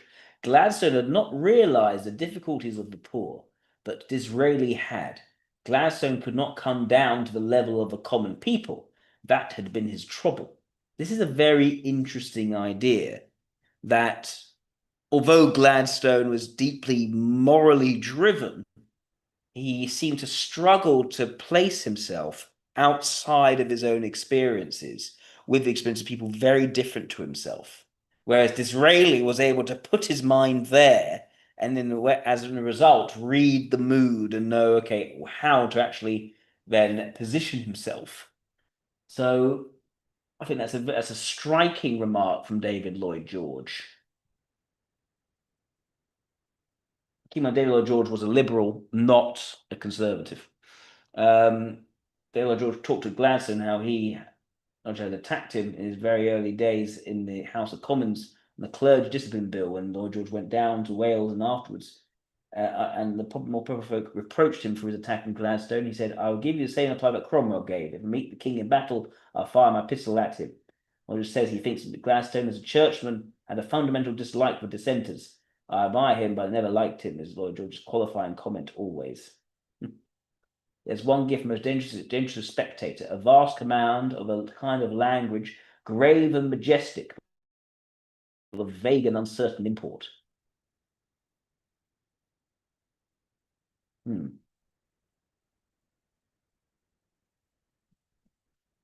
Once Latin at luncheon was indulging a scathing attack on the rising generation who scorn them their lack of all knowledge of the classics, and in order to illustrate his point and show the lamentable ignorance that now prevailed, he suddenly turned on me. I was 13 at Eton, but my knowledge of the classics was nil. He asked me what the quantity was of some syllable in a quotation from Horace. I had never heard of the quotation, I had no idea whether it was long or short, but as I was clearly expected to say something, I said long. He thumped the table and cried triumphantly, "That is what everyone says!" And I felt like a man who has backed a winner by mistake. Then in his grand manner he continued, "But that is wrong, quite wrong. It is short, not long." And after giving very conclusive reasons for this, he proceeded, "Next time you're doing Horace's odes, you'll stand up and ask the master whether it is short or long, and when he replies, as he undoubtedly will, that it is long, you will say, 'No, sir, you were wrong,' and you repeat the reasons I have just given." I could see myself a pad for 13 standing up and laying a trap for the classical master, and then making a muck of the explanation. I could also foresee the quite inevitable result. There'd be a sound flogging for impertinence. I never carried out the suggestion. So I think Gladstone is also an amazingly intelligent individual, but one I think as a result, because I think potentially because he's an ethical type rather than a logical type, he's not very forgiving of those who are not as well educated as he is on these sorts of things.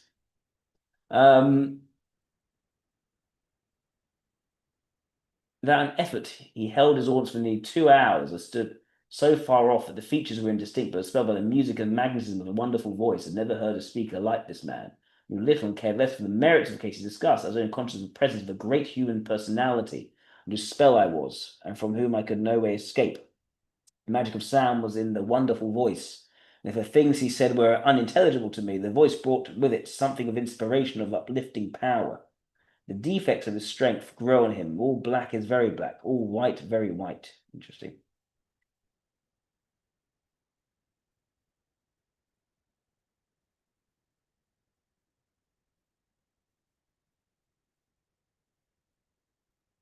Something like a little amicable duel took place at one time between Ruskin and Mr. G. Gladstone, where Ruskin directly attacked his host as a leveller. You see, you think one man is as good as another, and all men are equally competent to judge aright on political questions, whereas I'm a believer in an aristocracy. And straight came the answer, Mr. Gladstone, "Oh dear, no, I am nothing of the sort. I'm a firm believer in the aristocratic principle, the rule of the best. I'm an out-and-out inequalitarian." A confession which Ruskin treated with intensity, like clapping his hands triumphantly. Guess the thing, he was very pro-equality of opportunity, but he did not believe that all men were equal in that. I think it shows his regard for personal qualities, which what render people distinct, even whilst the law need to be applied with equal opportunity.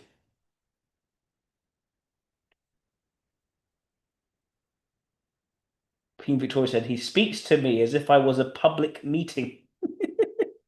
So not quite adaptable necessarily in his style to different people. Poor man, he was very clever and full of ideas for the bettering and advancement of the country. Always most loyal to me personally, and ready to do anything for the royal family. But last, I'm sure involuntarily, he did at times a good deal of harm. He had a wonderful power of speaking and carrying the masses with him. That's an interesting thing to say. He doesn't strike me as being about image or charisma, but he's clearly very, very persuasive. Certainly his personal activities don't align to that either.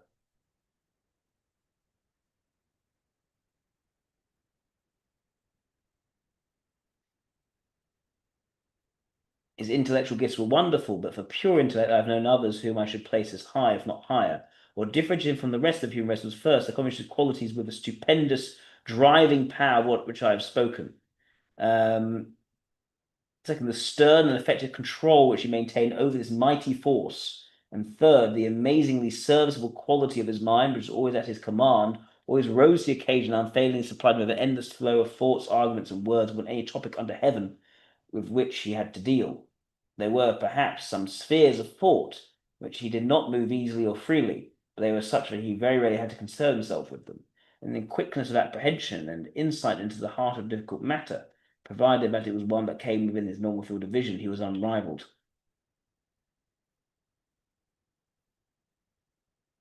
Right, so the only two departments his business he was naturally and genuinely interested were the Treasury and the Board of Trade. As Prime Minister, he was obliged to think about foreign affairs, but this to him was generally task work. Except in cases when his generous and loud interest in the oppressed nationalities in Turkey or elsewhere took effect, his criticism and suggestions were few and always in the direction of peace, non-intervention, and laissez-faire. I never heard him say a word which showed a slight interest in the navy or the army, except in so far as their cost, which he was always anxious to cut down, affected the estimates. Nor can I remember his ever referring with pride or satisfaction to any British feat of arms, ancient or modern, though he was often eloquent about the Montenegrins, as he always called them, in their wars with the Turks. Though there was a statement so he could deserve to be called a man of peace, Mr. Gladstone was that man. Okay. Let's see if there's anything else we can see about Gladstone. Maybe there's some documentary here.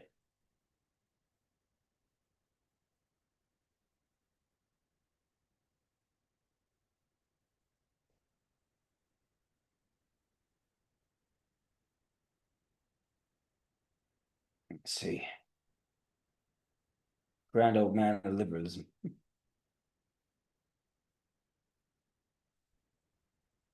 That's the voice of William Gladstone. Interesting. Listen to this.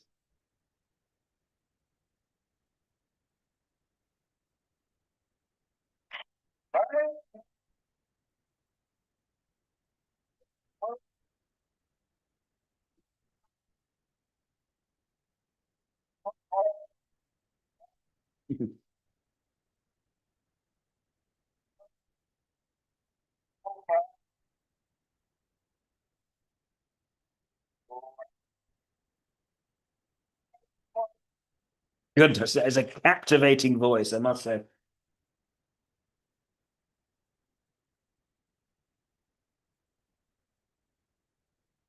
Let's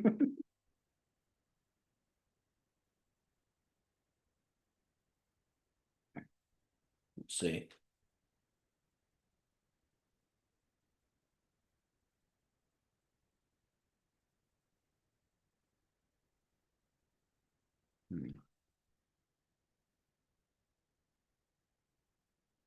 What's this about?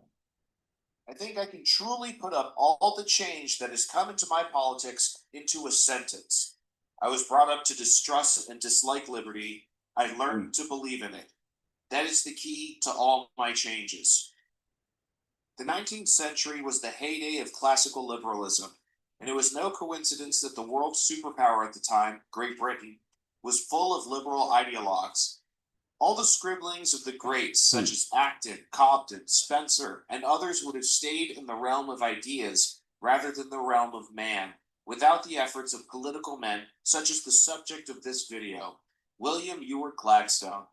Springtime of Nations has never and will never worship statesmen, and Mr. Gladstone certainly has his faults that will be examined here. But no man did more for the cause of liberty in his own lifetime, and no man's death was more of a blow to the battle of liberty than the grand old man himself. Gladstone was not born a liberal, nor, as he said in the opening quote, was he raised in liberalism. Coming from a well-to-do Scottish family, he was sent off to Eton boarding school and then to Christ Church College, from which he graduated in 1832. Gladstone's family were devout Protestants, and he, by all accounts, was pious even while one of the most popular boys at school, becoming president of the Oxford Debate Union. At school and later when he graduated, he held his familial political associations, being very much a high Tory. The Tory party, arrayed against the Whigs in Parliament, stood firmly in favor of statism, religious bigotry, and a host of economic protections on old money taken by force centuries ago. The year he graduated, his father arranged for him to run in his first parliamentary election, which he won.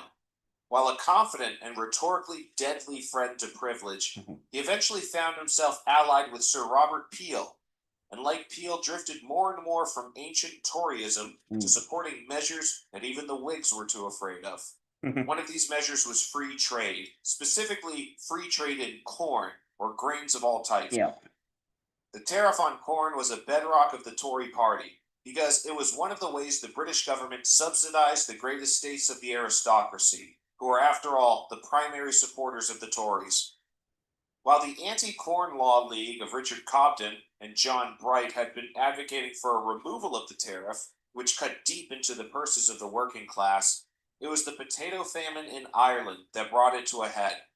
Peel, the Prime Minister, shocked his party by agreeing with this plan and was able to force it through the House of Commons with the help of the Whigs. This action, which probably saved many lives in Ireland, tore the Tory party apart. Gladstone went with Peel and his Peelites, who sat alone for a time, giving power to a successive Whig government and then to a coalition between the two blocs in 1852, in which Gladstone became the Chancellor of the Exchequer, the British equivalent of the finance minister. Yep. In addition to his evolution on free trade, Gladstone's respectable religious bigotry of youth had become not only a belief in a Catholic emancipation, but his own religious views became closer and closer to the Oxford movement of the 1830s, which sought to add old Catholic rituals and structures to the Church of England. Yep. Gladstone formed close relationships with liberal Catholic professor Dolinger and his English disciple John Dalberg Acton, who has become Gladstone's conscience on matters such as religious liberty and the Irish question. By 1859, Gladstone had shorn all connection to the Conservative Party and now affiliated with the new Liberal Party formed by Whigs, Radicals, and the Peelite bloc. Peel himself had died in 1850. He became Chancellor of Exchequer again under the first Liberal government, under Lord Palmerston. The following parliamentary session was to be world-changing, thanks to Gladstone's efforts. Richard Cobden, laissez-faire giant, who we've covered in a previous video, had been negotiating with fellow Liberal Michel Chevalier about lifting duties on the great exports of their native countries, manufactured goods, coal and iron from the UK, and the world-famous French wine, brandy, and silk. This free trade agreement was the largest proposed of its kind, and polite society in Britain was terrified of its effects. Fighting illness, Gladstone made a pair of historic speeches in favor, and was widely credited in having it go through. Imports between the two states doubled, and the Cobden-Chevalier Treaty is seen as a turning point in Anglo-French relations from old enemies to friendly competitors. There was once a time when close relations of amity were established between the governments of England and France. It was in the reign of the later Stuarts, and it marks a dark spot in our annals, because it was a union formed in a spirit of domineering ambition on the one side and of base and vile subserviency on the other. But that, sir, was not a union of the nations, it was a union of the governments. This is not to be a union of the governments, it is to be a union of the nations. The following year held another consequential event in foreign policy. The United States Union had been dissolved. On one side, slavers touting free trade and states' rights. On the other, a centralizing Puritan rump state. It wasn't hard to see why the majority of the Liberal Party had at least some sympathy for the Southern, even while they had condemned and indeed abolished slavery in the British Empire, albeit peacefully. Gladstone himself had on his political journey gone from defending the institution to, as president of the Board of Trade, sought to help its demise by removing sugar tariffs from all non-slave produced sugar, all major producers excepting Spanish, Cuba, and Brazil, in 1844. With all this in mind, Gladstone went on to say regarding the American crisis, "We may have our own opinions about slavery, we may be for or against the South, but there is no doubt that Jefferson Davis and other leaders of the South have made an army. They are making, it appears, a navy, and they have made what is more than either, they have made a nation. We may anticipate with certainty the success of the Southern states so far as regards their separation from the North. I cannot but believe that that event is as certain as any event yet future and contingent can be. Despite this stance, Gladstone would show his love of peace and justice during his resolution of the Alabama claims, wherein the British had let the Confederacy build raiding ships, such as the CSS Alabama in British ports. There was intense pressure after the war in the UK to rebuff the Americans from seeking reparations from this, as the US had recently been seen as turning a blind eye to Irish paramilitary raids into Canada from across the American border, and relations between the two powers were the worst they'd been in decades. With the retirement of the Prime Minister Palmerston in 1867, Gladstone assumed the leadership of the Liberal Party and led it to a smashing electoral victory the next year, defeating the man who had become his greatest rival, the Tory Benjamin Disraeli. The new Gladstone administration signed the Treaty of Washington in 1871, acceding to international arbitration of the Alabama claims and awarding millions of dollars to the United States, restoring Anglo-American amity to its pre-war levels. Gladstone and Disraeli had by now become the avatars of their respective parties, and the two would trade places between opposition leader and prime minister until Disraeli's demise in 1881. With his passing, Gladstone had free rein to conduct policy, but this sadly led to his downfall. Gladstone's intervention and occupation of Egypt in 1882 was seen as a betrayal to the principles of peace, retrenchment, and reform, with laissez-faire liberal John Bright leaving the government over it. Indeed, a younger Gladstone, speaking on the 1853 Crimean War that Bright also opposed, said this: "When we speak of general war, we don't mean real progress on the road of freedom, the real moral and social advancement of man achieved by force. This may be the intention, but how rarely is it the result of general war? We mean this, that the face of nature is stained with human gore. We mean that taxation is increased and industry diminished. We know that it means that burdens unreasonable and untold are entailed on late posterity. We know that it means the demoralization is let loose, that families are broken up, that lusts become unbridled in every country to which that war is extended." By 1885, Gladstone had lost the confidence of the House and resigned, by a combination of the Tories and the Home Rule Party, who sought Irish autonomism. Ireland had long been a simmering problem for Britain and Gladstone, from the famine which surrounded the death knell of the Corn Laws to the 1867 Fenian guerrilla uprisings, after which Gladstone's administration had shown clemency to these men and deported them from the British Isles. And now Liberal government depended on taking a strong stand on the Irish question. In 1845, William wrote his wife, "Ireland, Ireland, that cloud in the west, that coming storm, that minister of God's retribution upon cruel, inveterate, and but half-atoned injustice. Ireland forces upon us those great social and great religious questions. God grant that we may have courage to look them in the face and to work through them." The Home Rule Party kept the Liberals out of office again in 1886 until Gladstone relented and proposed a Home Rule Bill, collapsing the Tory minority government and beginning one of the most acrimonious chapters in British political history. Liberals split over this issue, creating the Liberal Unionist Party, which eventually joined with the Tories officially in 1895.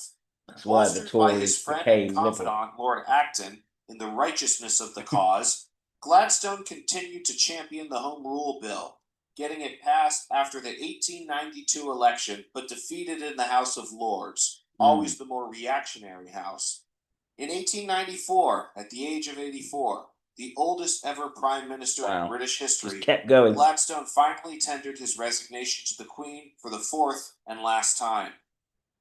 After his retirement, the Liberal Party, though never totally abandoning the cause of Irish Home Rule, fell away from Gladstone's principles in many other ways, towards statism, towards imperialism, And towards that society Herbert Spencer called military rather than the industrial one that made England prosperous and free. Gladstone's son Herbert, chief whip of the Liberals, made an alliance with the Labour Party in 1903, and the progressives in the party itself, led by men such as Herbert Asquith, transitioned liberalism from orthodox Gladstonianism to one that embraced centralizing interventionist reforms, the new Toryism warned about by Herbert Spencer. Spencer's prediction that the socialists and the militarists would join in an alliance was proven tragically correct, as Asquith's government entered into World War I, ostensibly to protect Belgian neutrality. The wise counsel of Gladstone, who kept the United Kingdom out of the Franco-German War in 1870, was nowhere to be seen, and Britain was not just shorn of hundreds of thousands of her young men and tons of her treasure built up by peaceful commerce, but her liberty was curtailed in a way that would make Oliver Cromwell blush. Britain's terrible Pyrrhic victory was followed by Ireland, with no other recourse offered them but submission to eternal subjugation. Rising up and tearing the British Isles asunder, Britain was only able to keep the northernmost 6 counties had the Irish fruit of utopianism. This channel will release a I reflect. find that particularly informative about Gladstone's character. Let's see what else we can find.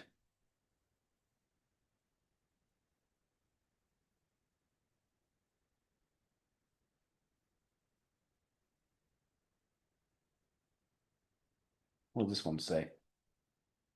Only 1 month ago. What does Bertrand Russell say about him? Let's take a look at that and then we'll look at the other thing.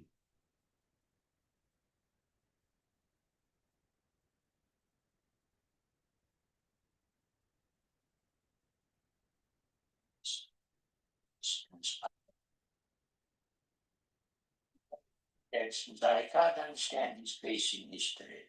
It depended entirely on terrifying dance he used to give people. But you want to sink through the earth. I had it in the most terrifying form, far worse than Arthur Balfour can ever have had it. Because Mr. Gladstone came to stay with my people, and I was the only male, and after dinner when the ladies retired, I was left tete-a-tete with Mr. Gladstone. I was only 17 and very, very shy, and it was far the worst experience of my life. Nothing since has terrified me. I was seared to terror forever. He said only one thing. He said, "This is very good pork they give me, but why have they given it me in a claret glass?" And I didn't know the answer.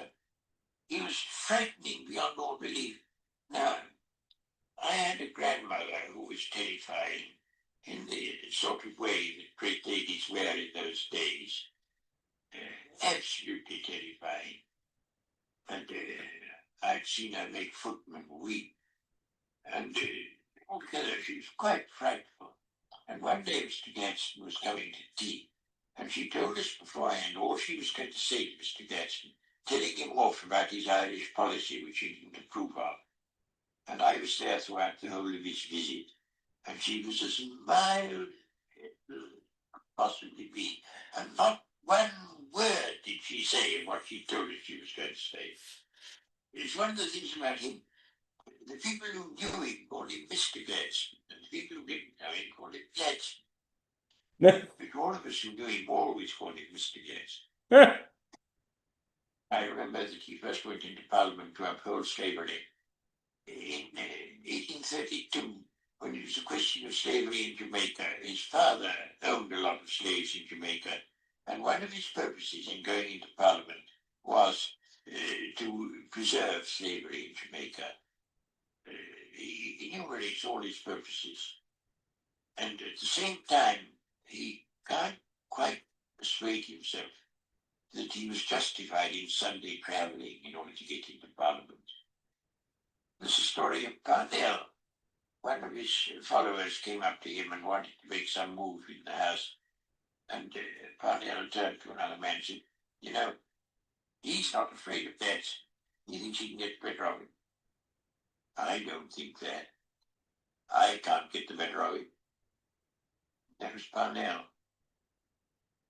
Gladstone as a public speaker had the most amazing, complicated secret no man living now could keep in his head extemporary as Mr. Gladstone did. That's the story of the drunken man. The Tories at a great meeting that he was going to address had managed to smuggle the drunken man into the front row to interrupt the meeting.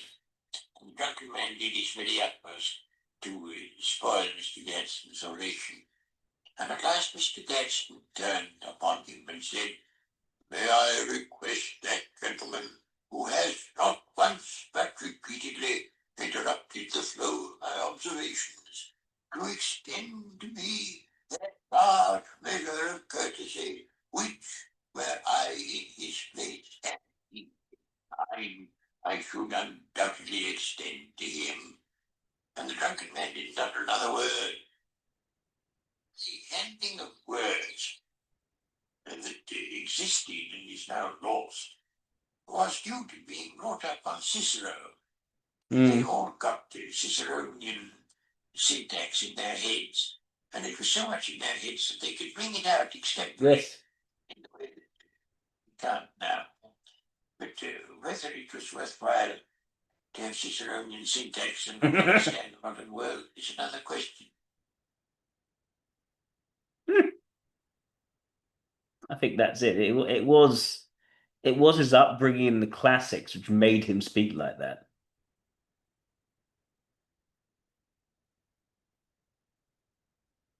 William Ewart Gladstone was born in 1809 into a family that stood at the intersection of wealth, commerce, and political ambition. His father was a successful merchant whose fortune had been built through international trade, giving the household financial security and access in terms of where I'm thinking in this, I lean ESI for him. Young Gladstone within Britain's rising commercial aristocracy, a class that valued I lean ESI, an exceptionally intelligent ESI. From an early age, he grew up surrounded by discovery. Could he be order and LSE? Absorbing the idea that personal success carried obligations. I'm less convinced. Gladstone's childhood environment was marked by strict moral expectations and a strong sense of hierarchy. Religion played a central role in family life, shaping his early understanding of right and wrong. He was taught to view discipline as a virtue and self-control as a mark of character. These influences did not produce a carefree youth. Instead, they formed a serious, inward-looking child who learned early to measure his actions against ethical standards. Even in boyhood, Gladstone displayed an intensity that set him apart, less drawn to ease or play than to reflection, structure, and achievement. His formal education reinforced these traits. Sent to elite schools, Gladstone was immersed in classical learning, where Latin and Greek texts dominated intellectual life. This training did more than sharpen his memory or language skills. It introduced him to ancient ideas of virtue, governance, and civic responsibility. He excelled academically, developing habits of precision, rigorous argument, and deep concentration. Teachers and peers alike noted his exceptional discipline and ambition, along with a seriousness that suggested he already saw education as preparation for a larger purpose. By the time Gladstone this is why I don't think LSE at all. In the late 1820s, the foundations of his character were firmly set. He emerged from his formative years shaped by privilege, faith, and intellectual rigor, yet also burdened by high expectations, both imposed and self-created. These early experiences did not yet reveal the reformer he would become, but they forged the internal framework that would guide him through decades of political transformation. His family background and early life produced not a finished statesman, but a deeply prepared one. A young man trained to believe that power, knowledge, and morality were inseparable, and that public life was ultimately a test of conscience as much as ability. William Ewart Gladstone's education at Eton and Oxford formed the intellectual and moral core of his future public life. These were not merely prestigious institutions, they were environments designed to shape Britain's governing class. For Gladstone, Entry into Eton marked a decisive break from the sheltered discipline of home and an immersion into a competitive world where intellect, endurance, and character were constantly tested. The school's traditions emphasised leadership through learning, and Gladstone quickly distinguished himself through seriousness rather than charm, earning a reputation for intense focus and exceptional academic commitment. At Eton, classical education dominated daily life. Latin and Greek were not simply subjects but disciplines that trained the mind in logic, structure, and persuasion. Gladstone absorbed ancient texts with unusual depth, finding in them moral and political lessons that resonated strongly with his religious upbringing. Unlike many of his peers, who treated classics as a stepping stone to status, he approached them with near reverence. This combination of faith and classical thought began to fuse into a distinctive worldview, one that linked personal morality with public responsibility. Even as a schoolboy, Gladstone showed signs of the inward intensity that would later define his political style. Oxford University elevated these tendencies to a higher level. Entering Christ Church, Gladstone found himself in an environment where intellectual excellence and ambition were openly rewarded. He excelled in debates, essays, and examinations, eventually achieving one of the highest academic distinctions available. Oxford sharpened his command of argument and reinforced his belief that ideas mattered deeply in shaping society. He immersed himself in philosophy, theology, and history, developing a disciplined method of reasoning that allowed him to argue complex positions with precision and confidence. This was not passive learning, it was preparation for leadership grounded in intellect. By the time Gladstone completed his studies, Eton and Oxford had done more than educate him, they had shaped his identity. He emerged convinced that public life demanded intellectual seriousness and moral integrity in equal measure. Yeah, I'm thinking he is formed during these years, but a very smart examination and respect for structured argument would remain. But the driving thing was really that sense of his education, personal character reformer, and reflection, and a sense that this was his purpose, that he had to do this. That ideas, when carefully developed and responsibly applied, there isn't really any extrovert intuition to him. William Ewart Gladstone's early intellectual and religious influences formed the inner framework that guided his entire public life. Long before he became a national figure, his mind was shaped by a powerful sense that belief and thought were inseparable. Religion was not simply a private comfort for him. It was a lens through which history, politics, and human responsibility were interpreted. This outlook gave his thinking a seriousness that distinguished him from many contemporaries who treated faith as tradition rather than conviction. At the centre of these influences stood Anglican Christianity, absorbed not passively but with intense personal engagement. Gladstone approached religion as a discipline of the mind as much as of the soul. He read theological works with the same rigour he applied to classical texts, seeking coherence, moral order, and meaning. Scripture, doctrine, and church history were studied not for reassurance, but for guidance on how power should be exercised and restrained. This habit fostered a lifelong belief that political authority carried moral consequences, and that leaders were accountable not only to voters or institutions, but to higher ethical standards. Alongside religion, classical thought played a decisive role in shaping his intellectual character. Ancient writers introduced him to ideas of virtue, duty, and civic obligation that resonated deeply with his faith. Rather than seeing ancient philosophy and Christianity as opposing forces, Gladstone treated them as complementary traditions that reinforced one another. From this synthesis emerged a worldview in which moral self-discipline was the foundation of public service. He came to believe that societies declined not because of weak institutions alone, but because of weakened character among those who governed them. These early influences also encouraged a habit of introspection that would define Gladstone's personality. He constantly examined his own motives, beliefs, and actions, Yep. Measuring them against moral ideals he knew he could never fully satisfy. This self-scrutiny made him both resilient and vulnerable.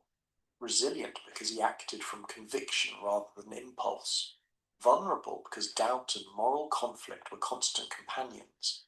Yet it was precisely this inner struggle that gave his public life its depth.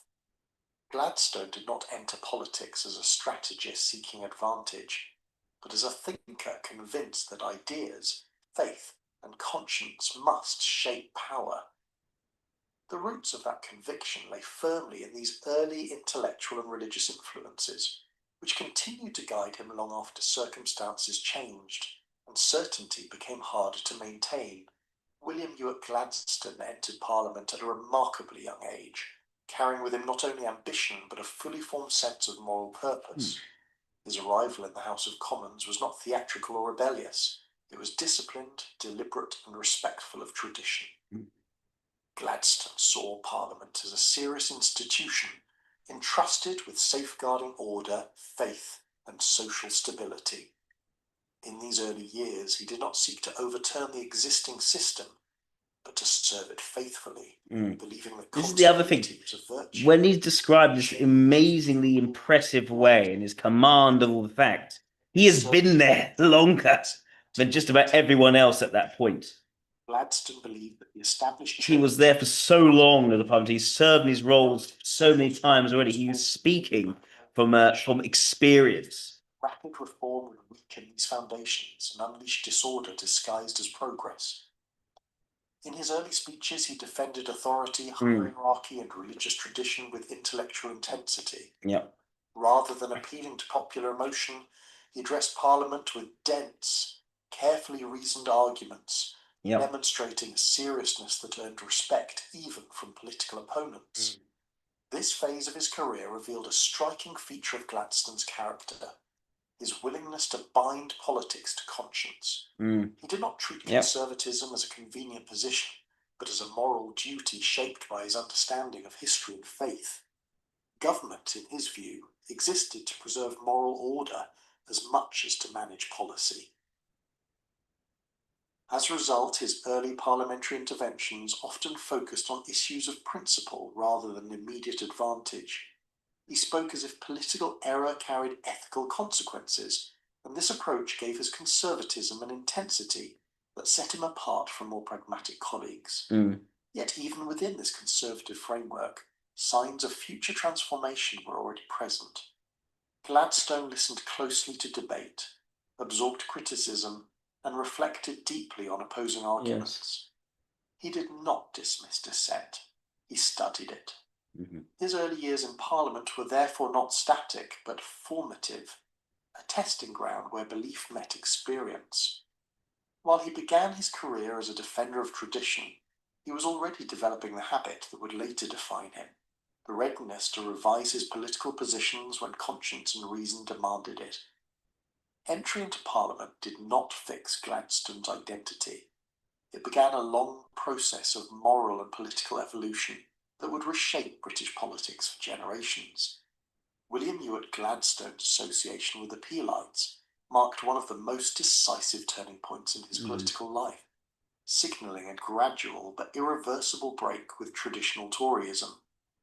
This shift did not come through rebellion or ambition, but through conflict between loyalty and conviction. As the Conservative Party fractured over economic policy and the role of the state, Gladstone found himself increasingly aligned with those who believed that rigid adherence to tradition could no longer address the realities of a changing society. The Peelites were not revolutionaries. They were reformers driven by administrative competence, economic rationality, and moral seriousness.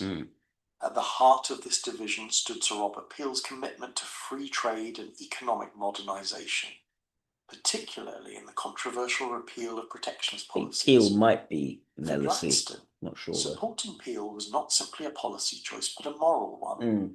He came to believe that government had a duty to act in the broader national interest, even when doing so alienated established supporters.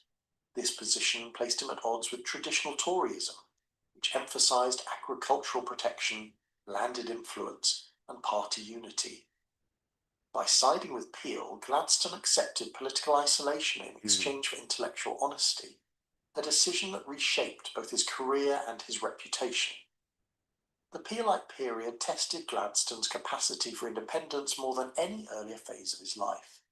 He was no longer sheltered by a unified party identity, nor could he rely on inherited loyalties for support. Instead, he operated within a loose coalition defined more by principles than by structure. This experience sharpened his understanding of politics as a moral practice rather than a tribal one.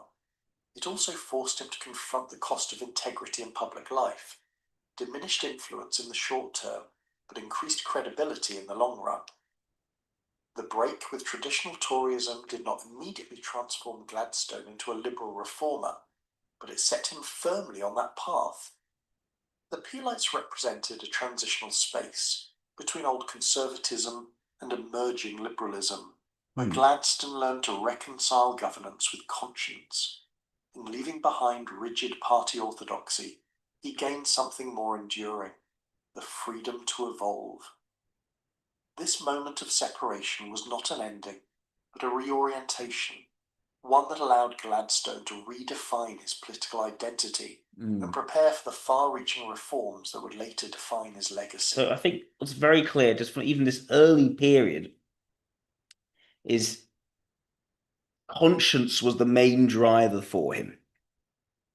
Conscience supported by a great degree of will, discipline, resilience, whatever that staying power is, and that strong eye for detail. There also a certain degree of reflectiveness, but again, the reflectiveness drawn upon by conscience and things not sitting right with him and his need to then be right in his conscience with it. That is the key thing. And that seriousness is at the expense of any kind of jollity, any kind of charismatically infusing people. But it's just simply the sheer stark seriousness of his positions was in itself inspirational, even though it wasn't about cultivating moods and operating in that sort of way. That part seemed to me to have been an ignoring function. These